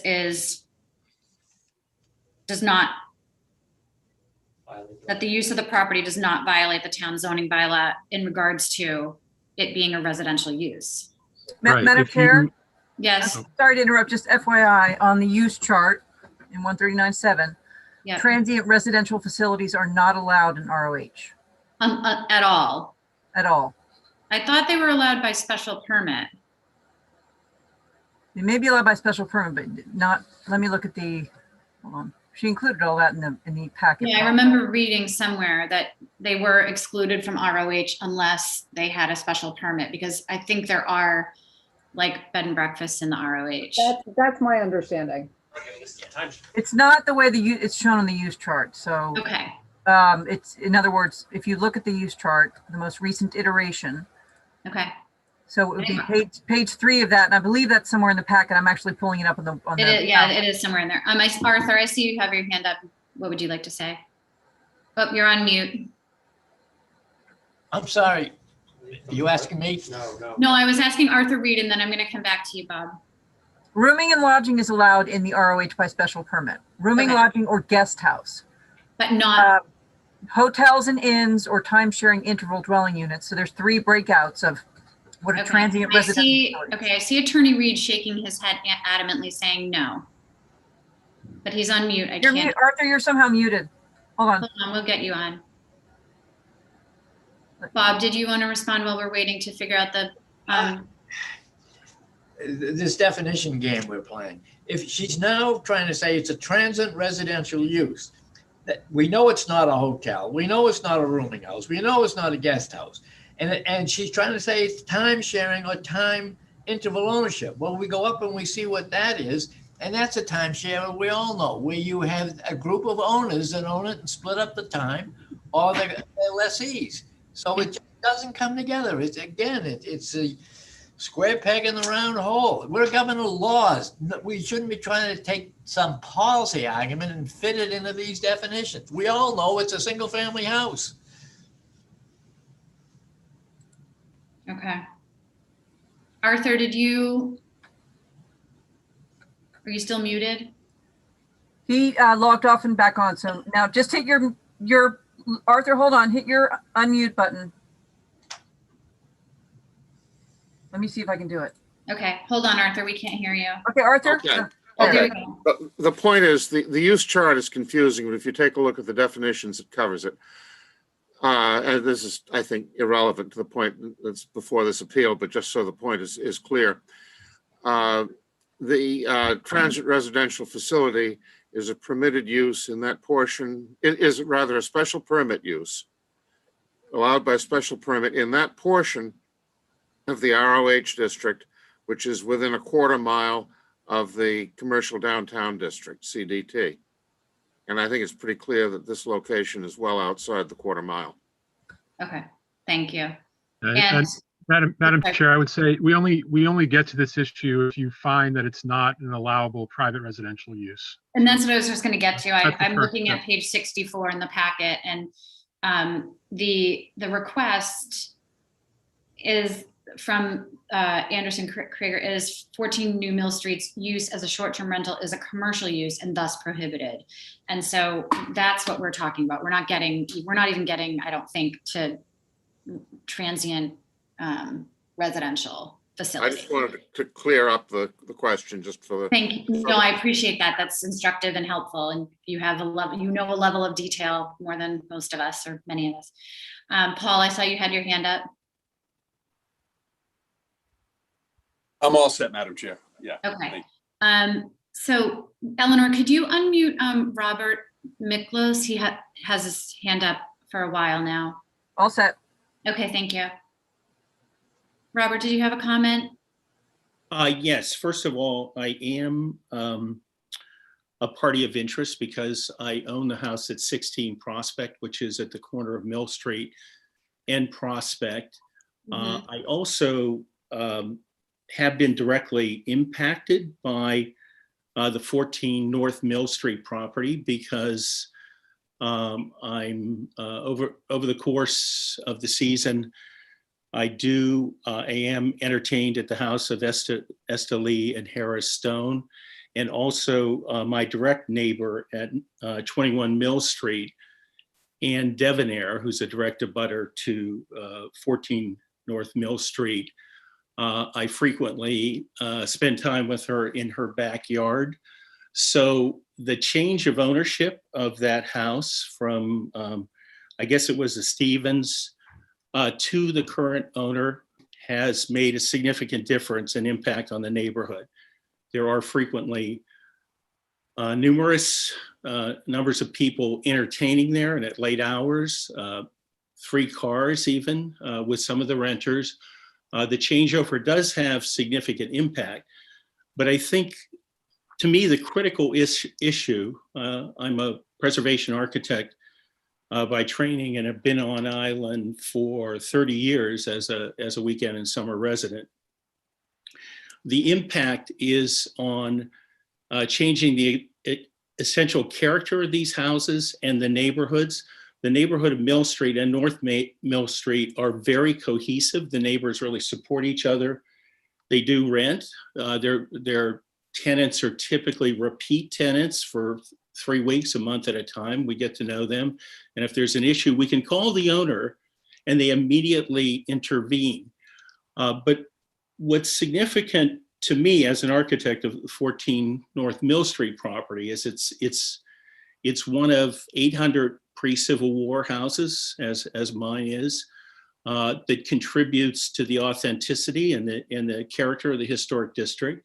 That house was originally a 3-bedroom, and it was radically transformed into a 5-bedroom, 5-bath house, which completely destroyed the interior integrity of the house. But the trend to do that will fundamentally destroy the character of these neighborhoods and its nature of use, which destroys ultimately the value of these properties. On Mill Street 2 summers ago, we had potentially 5 lots that were undeveloped that were to go on the market as building lots, and the neighbors got together, donated significant amount of money, and put all of those lots into conservation with the land bank to help sustain the essential integrity of our Nantucket Historic District. So for me, whatever this is, transient use or commercial use, I think it's on the threshold of fundamentally transforming the essential character, the authenticity of the island, and will ultimately result in the destruction of not only the quality of life there for the summer or longtime residents, but ultimately the value of these properties. So that's my position on the issue. And again, I've been directly impacted by the change in ownership of that house in my social gatherings at Ann Deveneur's house and the Stones house. I've seen the dramatic change overnight. It's real.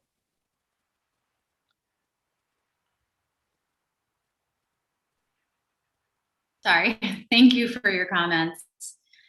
And I just have to, say that whatever renovation was done to that home, I do believe, it went through HTC and it was permitted, and so. Madam Chairman, I don't want to rise to the debate because I think it's all irrelevant, but I want you to know that our management company does have an on-site person who can be called if there's any conduct that the owner can step in and cure. So we're no different than anybody else. Okay.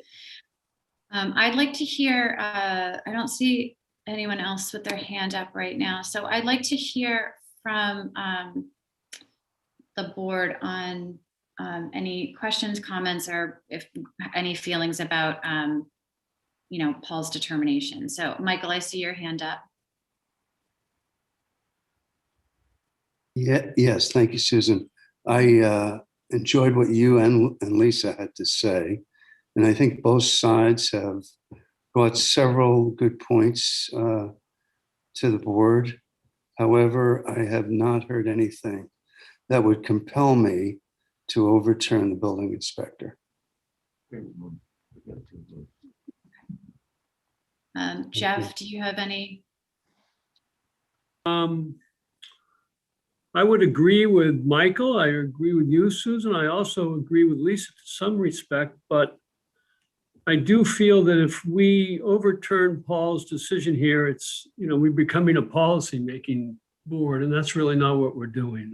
This thing, we all understand what has happened in the past. We all understand what is happening now. And I think that if the town wants to change this, they have to do it through the proper channel to do that. And I just don't feel it's our job here to do that. So I would not overturn Paul's decision at this point. Okay, Lisa, I saw you raise your hand. I just want to clarify that my discussion earlier was not suggesting that as I think I stated, disagreed or agreed with Paul. I think it's as just looking at this application on its own, it's unfortunate that, I don't know, it's definitely different than what I would expect residential use to be, but I'm not so sure it can be called commercial. As he said, it's a house. There's no zoning reason that he can find to overturn to put a stop work on this. So I would agree with Paul Murphy's ruling although a bit begrudgingly, because I think it's a big issue that needs to be discussed in a bigger picture. But I also agree with my board members that we do not want to be setting policy. So that's my feeling. Okay. Madam Chair, will you be taking comments from the public, I assume? I am. We're not voting yet. I just wanted to hear, Jim, do you have any questions, comments about Paul's determination? No, this is all a great discussion about the issue, but I take a very narrow view of this whole thing, which is that Paul made the right determination or the right interpretation of the bylaws in making his decision. I don't see a reason to overturn it. I think the appellant does have a real challenge with the standing issue. I think the aggrieved party piece of this is questionable, and more importantly, the claim of injury. I don't really see anyone claiming that, but I know we're not here to make that decision, but I know they have a challenge on that. And, I do want to make the comment that I believe the Act Now is trying to make policy decisions through this board, which is why we got off track with these policy discussions. And it's a way of them trying to shoehorn their policy decisions or effectuate these policy changes through the zoning board, which is not the right forum. And all these questions are great. And I believe this particular property pushes the envelope, similar to what we ran into in Tom Nevers. But that's something that needs to be taken up by the citizens of the community and town meeting and the select board, but not us. And I think Paul made the right decision. Okay. So Nina, I know you have two other interested parties or interested persons on the butters list that you wanted to read statements. Was that correct? And then Bob Miklos, I'm sorry if I'm saying your name wrong. I see your hand is up again if you wanted to talk again after Nina. Sure. So I have two statements from the public, although neighboring properties. Jim Reisenbach of 7 New Mill Street states the following. To the Board of Appeals, I am the owner and part-year resident of 7 New Mill Street, which sits catty-corner to 14 New Mill Street. My wife and I typically spend 6 or more months per year in Nantucket, and we book a limited amount of times of short-term rentals in the summer. From our experience, we feel that the Copley Group operates 14 New Mill Street as a business in a manner extremely different from how we as individual owners act. During the last year or so, we have experienced several instances of late-night rowdy parties, noise, and inconsiderate behavior, such as cars parked in no parking areas, cars blocking driveways, all from short-term renters at 14 New Mill Street. In fact, on more than one occasion, we've had to call the police to address parties and loud music extending to 2 and 3 a.m. As owners who rent their own properties for some weeks during the high season, I am extremely considerate of my neighbors, and I insist that all my renters do the same. This is a neighborhood where the homeowners are considerate and act with courtesy and respect towards one another. There is no indication from Copley Group that they see this as anything other than a commercial investment, and as such, their business does not fit in a neighborhood setting with individual owners. Thank you for your consideration. Next, I have a statement from Louisa Schaefer of 5 New Mill Street. Although we do rent our home in the summer, we are fully in support of your appeal. The key word in the filing is exclusively. We think it is important for people who rely on income from summer rentals to be able to continue to enjoy their homes on Nantucket. Individuals and a growing number of conglomerates who buy land and houses on Nantucket for the sole purpose of short-term rentals have done much damage to the delicate ecosystem that is Nantucket. Living next to such a short-term rental, we feel unequivocally that these investment properties degrade the overall housing on the island, add to the severe density issues that already occur, and create unnecessary trash and noise pollution, seriously impact air and water quality, and overload a seasonal infrastructure in excess of the income that they generate for the island. As a lessee, we recognize a significant difference between owners who rent their home or second home and these businesses. Treating such a fragile system as Nantucket as a business is a recipe for disaster in and of itself. Whereas we carefully market and screen each of our tenants, including lease stipulations that protect the island and the neighbors, limit animals and the number of tenants each week, and rent our home for only a limited number of weeks, the businesses are simply geared to maximize profit. In the short term, one could argue that this generates jobs for cleaners, managers, and landscapers. Not so. Long-term, however, this profit-driven approach inevitably drives down the fees for these jobs and creates an even greater disparity between visitors and people trying to make Nantucket home. The cycle is inevitable and dangerous. I apologize for being so late to the party. I've been coming to Nantucket since I was a child. Our family has called Nantucket our happy home since 2013. We have watched this changing dynamic since we purchased and have become increasingly alarmed at the stresses these businesses are placing on the island for their own financial gain. Nantucket is a unique and special place and needs to enact unique and special policies to protect what is environmental, historical, and a cultural treasure. So that was Jim Reisenbeck and Louisa Schaefer. Yeah.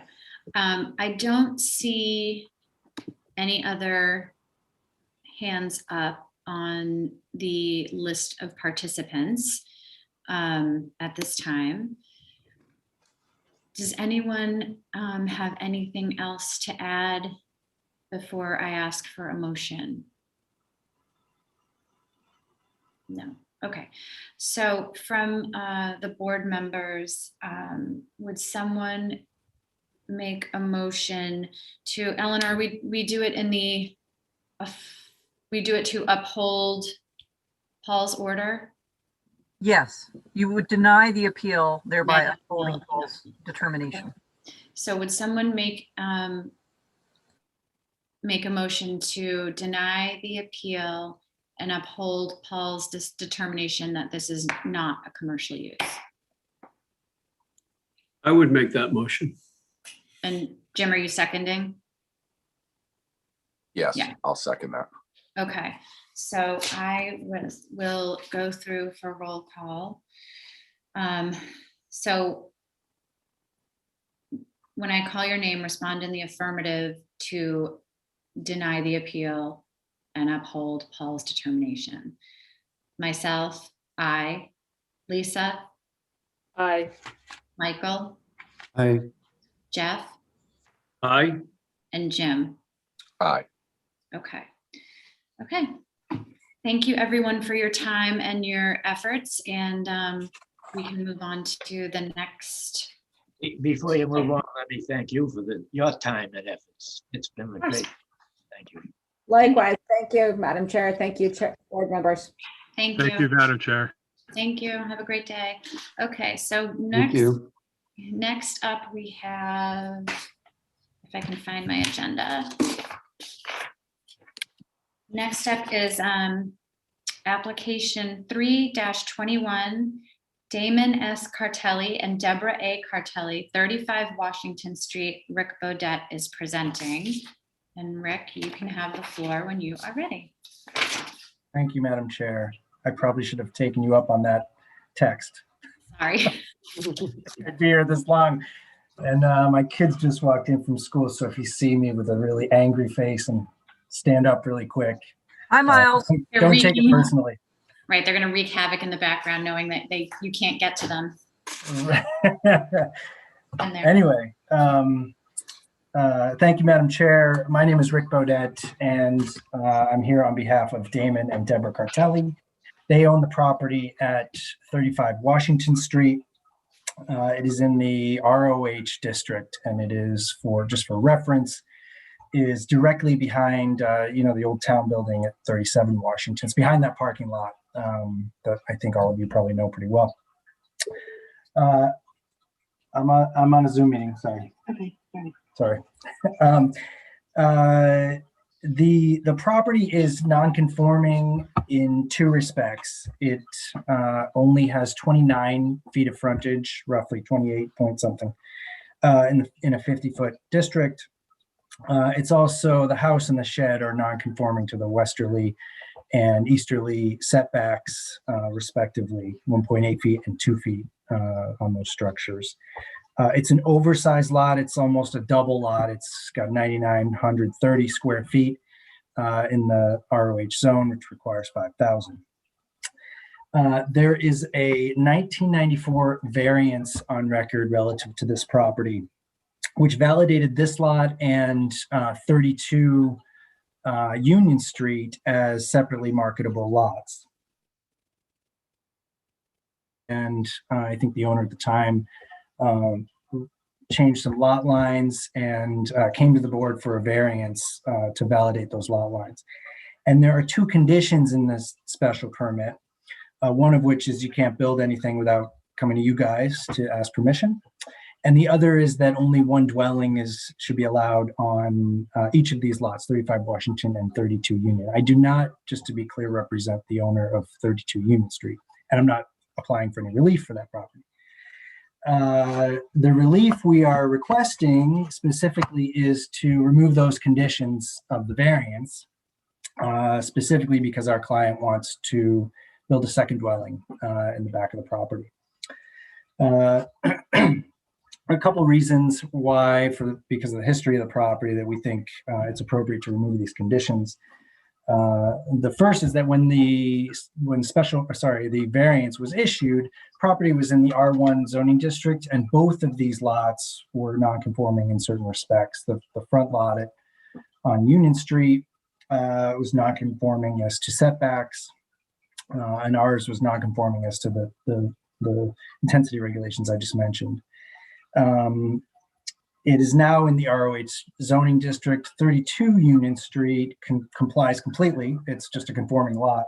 And ours, again, just remains with structures, a couple structures in the setbacks and lacking the frontage. And I think the lack of frontage it doesn't have any effect on what should be built there. In addition, I think if they had done this correctly back in 1994, they probably, because of the age of these structures, they probably could have done an 81L subdivision, and presumably wouldn't have had the same conditions. Some of you will probably remember, who've been on the board a long time, what we used to do is do the 81L subdivision. This is before the zoning bylaw change that went into effect maybe 8 or 10 years ago. Because that provision in the subdivision control law was always in effect. But what we used to do is come to you guys to sort of just bless those lots by special permit. That was the Kevin Dale doctrine, so-called. And so that's probably what should have happened here. It didn't. They, for some reason, went for a variance. And they had these conditions placed on them. I mean, I think if it were, today, obviously, these were held in common ownership. The owners would do a 81L and would never have to talk to the zoning board, because that was, that relief was eventually so commonplace that I think that's why it was changed. And so those two reasons, and the fact that it's such an oversized lot, and the fact that, the lack of frontage or the decreased frontage, I don't think has any effect on what should be built there. We'd ask that you remove these conditions, and I can certainly answer any questions you guys have.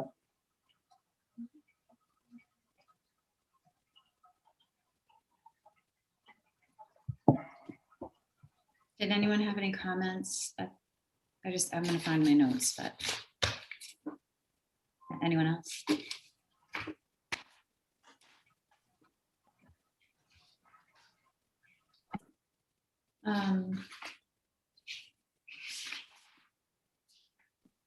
I have a question. Rick, if we were to grant this, how does it affect the other property? That's a good question. I mean, I think if you change the condition, I'm not asking you to do anything on that other property, but I think clearly they would have the ability, and it would, if you guys were so inclined to grant this, I think it would sort of be a slam dunk for them to do the same thing. I mean, I think that would be the effect of it. I don't think it would change anything for them. I think they would technically have to come in and probably do the same thing we're doing if they wanted to. Yeah, so Eleanor, we wouldn't, if it were approved, it wouldn't affect that other property. They would have to come forward, even though it applies to both right now. You're muted, Eleanor. Can you hear me now? Yes. Okay. Yes. This has only been noticed. The application was unique to this locus. It has been noticed uniquely to this locus. You guys have done this a few times before since I've been the zoning administrator, and I imagine other times as well prior to my tenure. So basically the decision that we would draft would be addressing simply 35 Washington, 32 Union would not be mentioned. The remainder of the relief would remain in full force and effect. And if you want me to call out the fact that everything pertaining to 32 Union Street is not affected by this relief, we can do that in the decision, but they would have to come. There have been other instances where one of this, exactly the same thing, where you've had a variance or maybe a special permit issued to allow for reconfiguration of lot lines to make 2 marketable lots. So each lot has to come. As a result of that subdivision, they each have to come back. Yeah, I mean, it appears that it would be a positive change for that other property owner, but I'm always apprehensive about changing someone's They can't have a zoning second dwelling. applicable to their property without their input. Right. So they cannot benefit from the relief, or if you are so inclined to grant the relief requested to remove these conditions, 32 Union cannot benefit from that unless they come to you specifically for a similar request. Okay, thank you. Eleanor or Rick, can you remind the board the difference? So because the change from R1 to ROH meant what in terms of minimum lot size and the ground cover allowed? Rick, you want to do that? So, sure. I think it had nearly, it didn't have any change to lot size. These were both already oversized lots. What it did is it made the 32 Union Street, the other person's property, completely conform. Mm-hmm. And then what it also did, of course, is increase the available ground cover from R1, which is 30%, to ROH, which was 50%, but now is 40%. So it's the end effect is 40. It's 10% more ground cover on either. No front yard setback. Yes, and no front yard setback. That's why 32 Union now complies, because it had a setback problem in the front. Sorry. Thank you, Eleanor. Okay, I was just trying to get to why, if the secondary, I don't know, does anyone have any issue with this one? With this request? Any concerns? No. Okay, I guess I was just trying to get at what the changes meant for why it would make the condition that was put on at the time of the variance, the reason for the condition to go away. Right. I mean, That was very typical back in the day that they did that. Well, I mean, I think they're taking a lot and they're subdividing it, putting it into separate ownership, and they wanted to prevent there being 2 houses on each lot. Right. So I guess what I'm looking at is what changed since then that we would now allow another house on one of the lots. On one of the lots. Yeah. I mean, I think that's a good question. I think it's a good question. Is there anybody sitting? Let's see who signed the decision. No, it was it was Linda Williams, it was Bill Horahan, Bill. Lecter, not even Michael was there. I mean, I get that the lot is so big that it wouldn't be, it doesn't look like it would be overtaxing to put a second dwelling on it. And I get that the frontage issue, like it's on that weird way. So I I can see my way around that, but I just don't know like what's the reason that we would Yeah. change what the board saw in that instance? Yeah, I mean, I think for starters, I think that the board typically, just in my experience in my short 20 years here, is, nonconformities typically are something the board wants to avoid. And so the more nonconformities properties have, the more likely I think that a board is typically going to condition things or limit things. And so I think if it were in ROH, most importantly is today, if this were done, there would be zero conditions on it because it would just be an 81L. It would just be done. And I honestly think that if this were done correctly back then, and by the way, I don't think they subdivided it, Lisa. I think it was a lot line change. I think in that original variance, the board recognized that that these were two houses on two separate lots always, and that, it was entitled to certain relief. But I think, like I said, if it were done correctly, I don't think they would have had this condition on an 81L and a Dale doctrine. I have seen this condition on one lot that I did a prior Dale doctrine on, was Butchie Ramos's lot on the corner of Orange and like York Street. And one of those lots was limited to one dwelling, and that you guys did, it was a different board. It was Wiley and that crew. But the lot that it was limited on, the house took up the whole lot anyway. It was like a 3,000 square foot lot and a 2,000 square foot house. So I think that made a lot of sense. I don't think it would happen today. I mean, I really don't think those are conditions that would exist. So.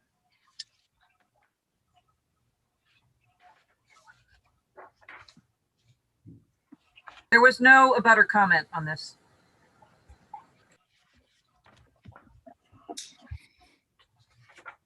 I mean, I appreciate that 32 is now conforming, but like, as we said, this is for 35, not 32, even though 32 is a part of that original decision. So the whole project, I guess, became more conforming.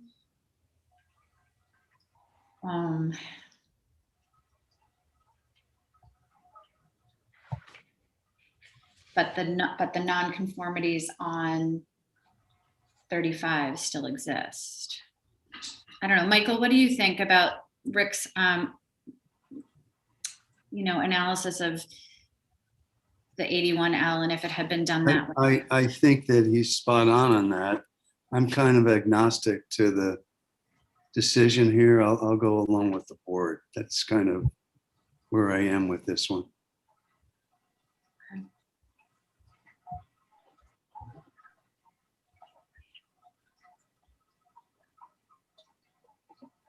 Do you think there's going to be any concern with just second dwelling access from a planning board perspective down that way? Yeah, there might be. I could see, I don't know. I could maybe see the board. Sorry, that's my son. I could maybe see the planning board maybe wanting them to extend that driveway where the shed is. You see on the plan. Yeah. They have to, obviously, they have to meet the planning board's requirements to have a second dwelling, no matter what, whether this was a conforming lot or not.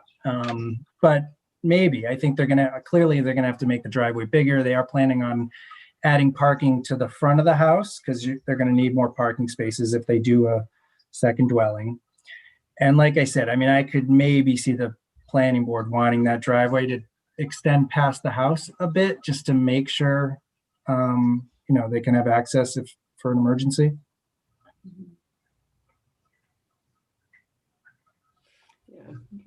Yeah.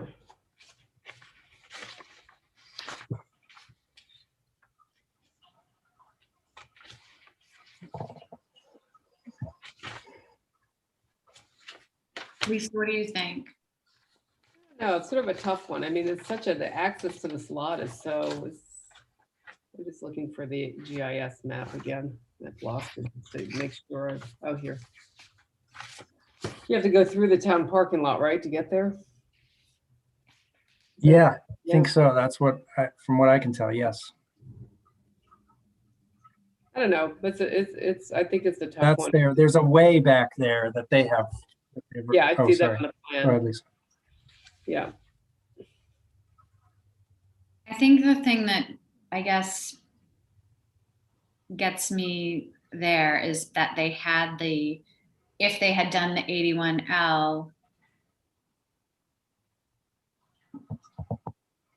that maybe just they didn't know about, I don't know why, I mean, I don't know why they didn't do that, but that the option, well, I don't know, because we don't know that there wouldn't have been a condition. But I guess I'm just saying, like with Rick's analysis, like if that relief was available to them and they just picked the wrong venue and now they're not the wrong venue, but the wrong path to getting the 2 lots, and they got this condition because it was a variance instead of taking a different path. I feel bad that now, and this is a different owner, right? Totally. Yeah. You don't have to feel bad. I mean, I don't feel bad. You know what I mean? Though I don't feel bad. You know what I mean? Though it's just yeah, I get it. That if it was done a different way, they would have had it's not a, I don't want to use the word substantive, but the condition is only there because of the vehicle they chose to. Can I ask you a question? When it was subdivided originally, that obviously the frontage was on Union Street, initially when it was 1 lot. And then was that way already in effect to get to the 2nd lot, or did that come from the subdivision? No, they didn't. I don't think, I can't tell, but I think that was there already. And the latest plan I have of it is 1983. And that has the way on it and it has Union Street on it. But that's just the plan that they changed the lot lines with, Lisa. But I can tell you that there's no driveway on that plan. I can scan this in and send it to Eleanor if you want. But there's no, in other words, there's no driveway from Union Street to get to this back house. So, and the house is built in the 1800s. So I think it's been there a long time. The way I mean. No, I was just wondering when it got subdivided, if they had to get the access in the way as part of the subdivision. Because clearly the one in the front, which I did work on, has parking up there, but this other lot was created with this sort of circuitous access through. I was wondering if that circuitous access through the town parking lot came as a result of this subdivision. There's another house across on the other side. Yeah, I mean, there's not any. I think there are 2 or 3 other house. houses that have access off of that little way. Yeah, I was looking at the 1998 GIS and it's showing on that. So the access. Yeah, there's not really any doubt in my mind that way has been there for a long time. And I think that the original, when they changed that lot line, what they did is essentially they flip-flopped the yard. What was the Union Street yard, it had a big backyard, and this had a small backyard, and they just flip-flopped it. So I think the property was always accessed through the 37 Washington Street lot. Hey, Rick, how would, has there been any talk of where this other dwelling would be placed and how it would be accessed and how you can generate more parking on this lot? I guess I have a little bit of a concern of how how you're going to get all that parking. So, they haven't gone to HCC yet because this was kind of a threshold matter, but no doubt about the fact that they want the house to be in the back of the main house. And the lot is almost 10,000 square feet. If you look at the plan from EMAC, I don't know if Eleanor can show that, maybe. Yeah, I'll share it. There's an easement in the front, but there's a ton of room in the front and to the side if they wanted to bring the driveway down farther. But what I don't think they want, or they haven't given me any indication that they want, is to bring the driveway behind the front house. I'm kind of sure of that. I think then they would lose their backyard, really. So what they said to me is they want to create more parking in the front, Jeff. And that they want I'm to put the looking at house that at the in back. that plan, and I just don't, I'm not sure I see it. I mean, you've got a way, Yep. Washington Street, and then looks like you've got about 28 feet worth of space to access your lot off of that way. Yep. I mean, you can't access it off of the town of Nantucket property. No. Well, to my knowledge, they can't, but no, that's not the plan. I mean, I generally don't have a problem with it. I would want, I want to be sure that, they can get off-street parking. I mean, suitable off-street parking for 2 dwellings, and that's all. If I may, Madam I Chair? don't know. I think maybe Lisa can inform us, but I because she does this all the time. But I'm looking at that front yard and I'm thinking it's huge. I think they could do a hammerhead type of Yeah, that's what I mean. configuration. I think and the planning board will weigh in on that. If you don't get planning board, then this decision is moot until you can figure that out. So. Yeah, for sure. And I think making that turn, if you look at the GIS map, making the turn is a little, it'd be tight. You'd have to turn in, take your left, and then take an immediate right to create the hammerhead. Right.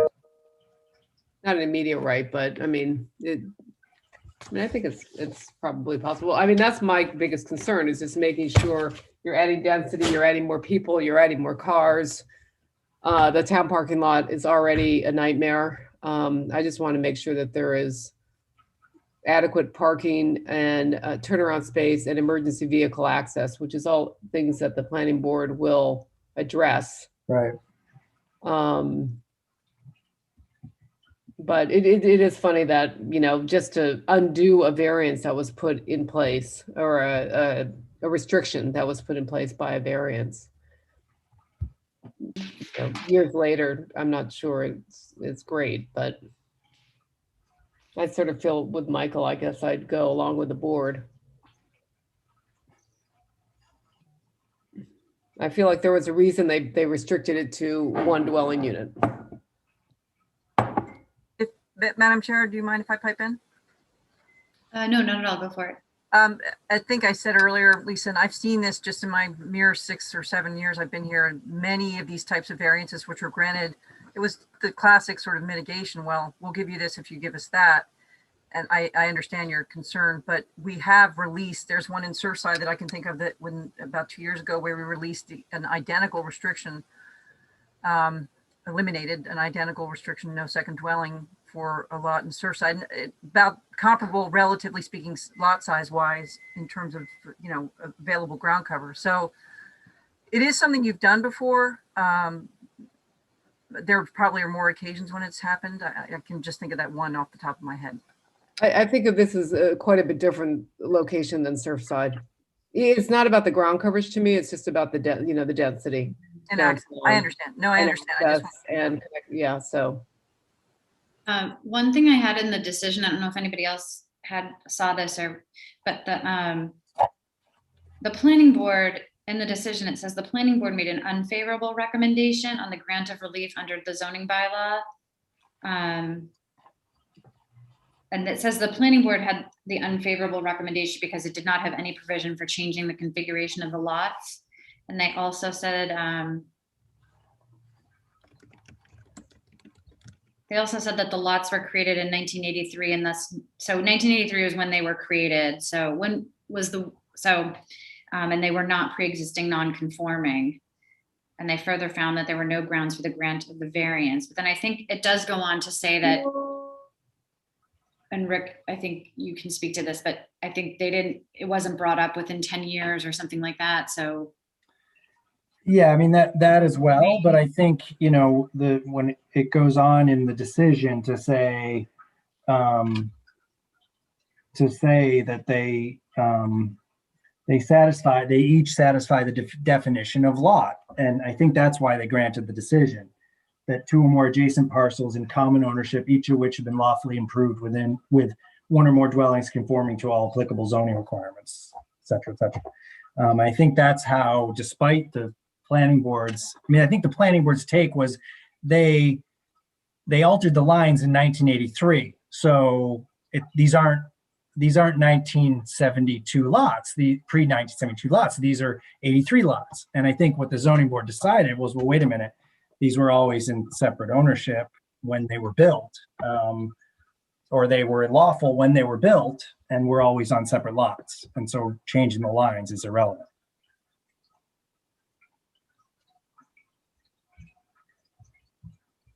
Okay.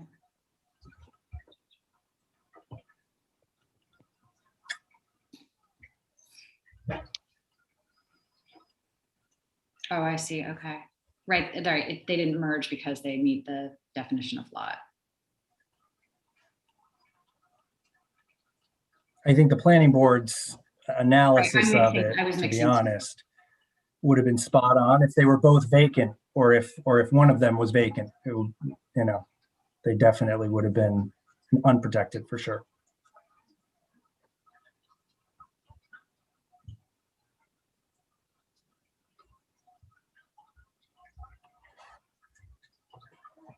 I'm hoping you guys can't hear my wife screaming at my kids in the background.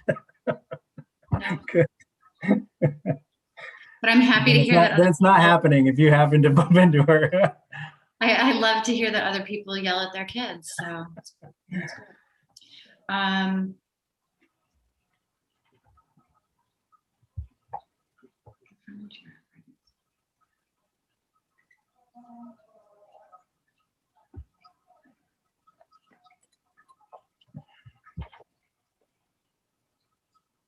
And do we have any concern because that this condition was put on? Like, I wish it said why they put the condition on, which I know we don't typically do, but I think this is pretty common if there wasn't an 81L situation. Okay. And I think one of you said it, and it might have been Jim, that, it's done for a reason, or maybe it was Lisa, you got a subdivision out of it. Well, there are times when you guys grant a variance and allow people to do something that they otherwise couldn't do under the zoning bylaw, like I've seen it with divorce couples. You guys have done it once in a while, where you grant a variance and let each of them own those lots separately and sell them separately. And that, I think, makes a bunch of sense. And I think in those times, I've definitely seen you guys say, okay, but these may be separately marketable and saleable, but you can't just go putting 4 dwellings where there otherwise would have been only 2 allowed. I think that's probably the thinking. That's it's just, again, I don't know, but that's me kind of reading between the lines on what happened in 1994. And so I think if that's the case, then that was appropriate. My sort of contention and my concern about it, or my argument is really, they shouldn't have done that. Unfortunately, they did. And it's a bummer because I think we would have never had these conditions if they'd done it right. That's all. So I don't, I don't think it's completely unique to this lot, for sure. It also could have been offered up in the presentation. Sure. Which I don't have any recollection. I don't even think I was around for it.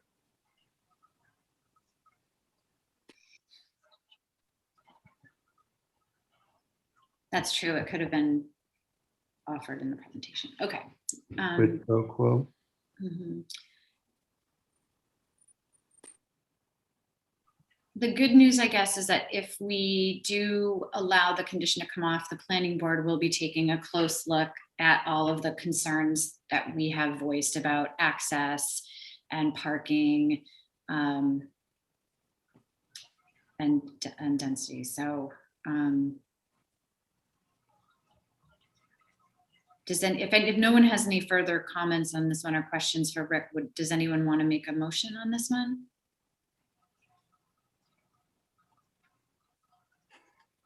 I'll make a motion. Yeah, crickets.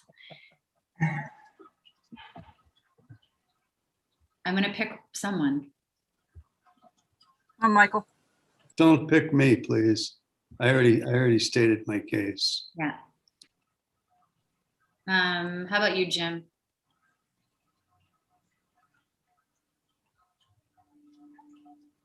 I kind of fall into Michael's camp. It's, we obviously don't know why this was created. If it was a horse trading situation or someone was truly concerned about density, even back then. But I will make the motion to approve the removal of the variance as requested. Not removal. It's elimination of 2 conditions.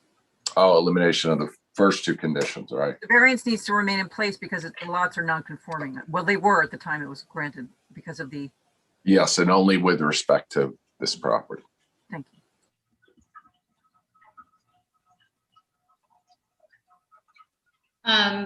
Eleanor, there's no way that we would have like the minutes or anything from the meeting where this was decided, would we? I don't know who the zoning administrator, it's probably Kevin Dale.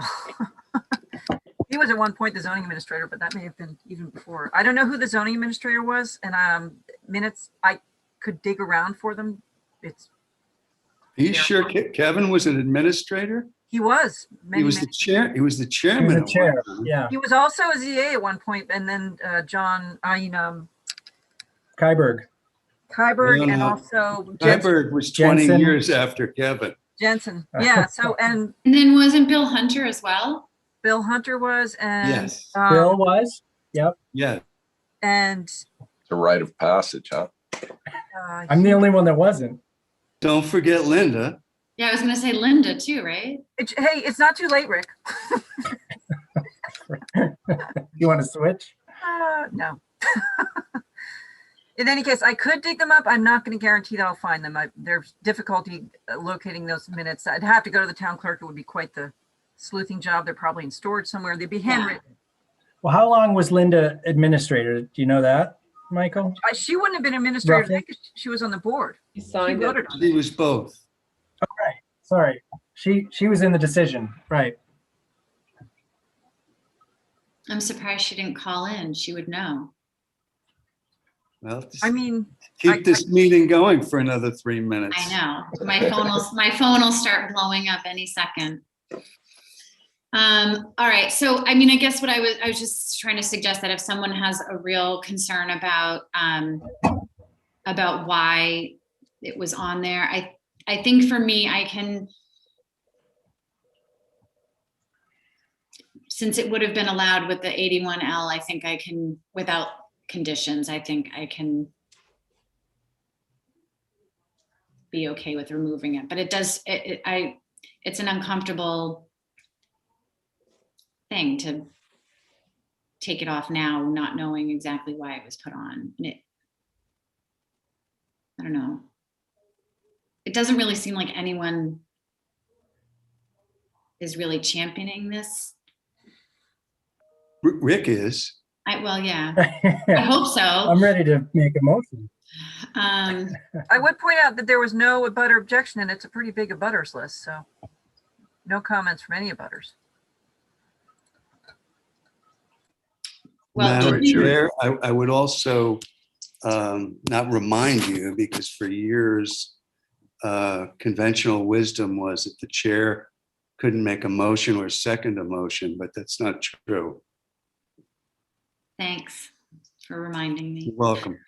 I know that. I just try to pretend I don't have to. Does anyone want to second that motion besides me? Now that Michael's brought that up? Okay. Wait, what did Michael say? I'm sorry, I missed it. Michael said that the chair can, in fact, make and second motions, which we, customarily, as long as I've been on the board, that we've tried not to do that. Okay, sorry. Right? I mean, I'll second it. Doesn't mean I'm right. I can second it. Okay.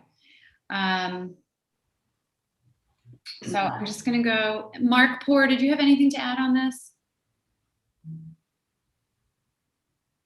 My only concern would be, do we have the cart before the horse? I mean, if the planning board essentially doesn't uphold the request for a second dwelling due to access, where does that put the client in all of this?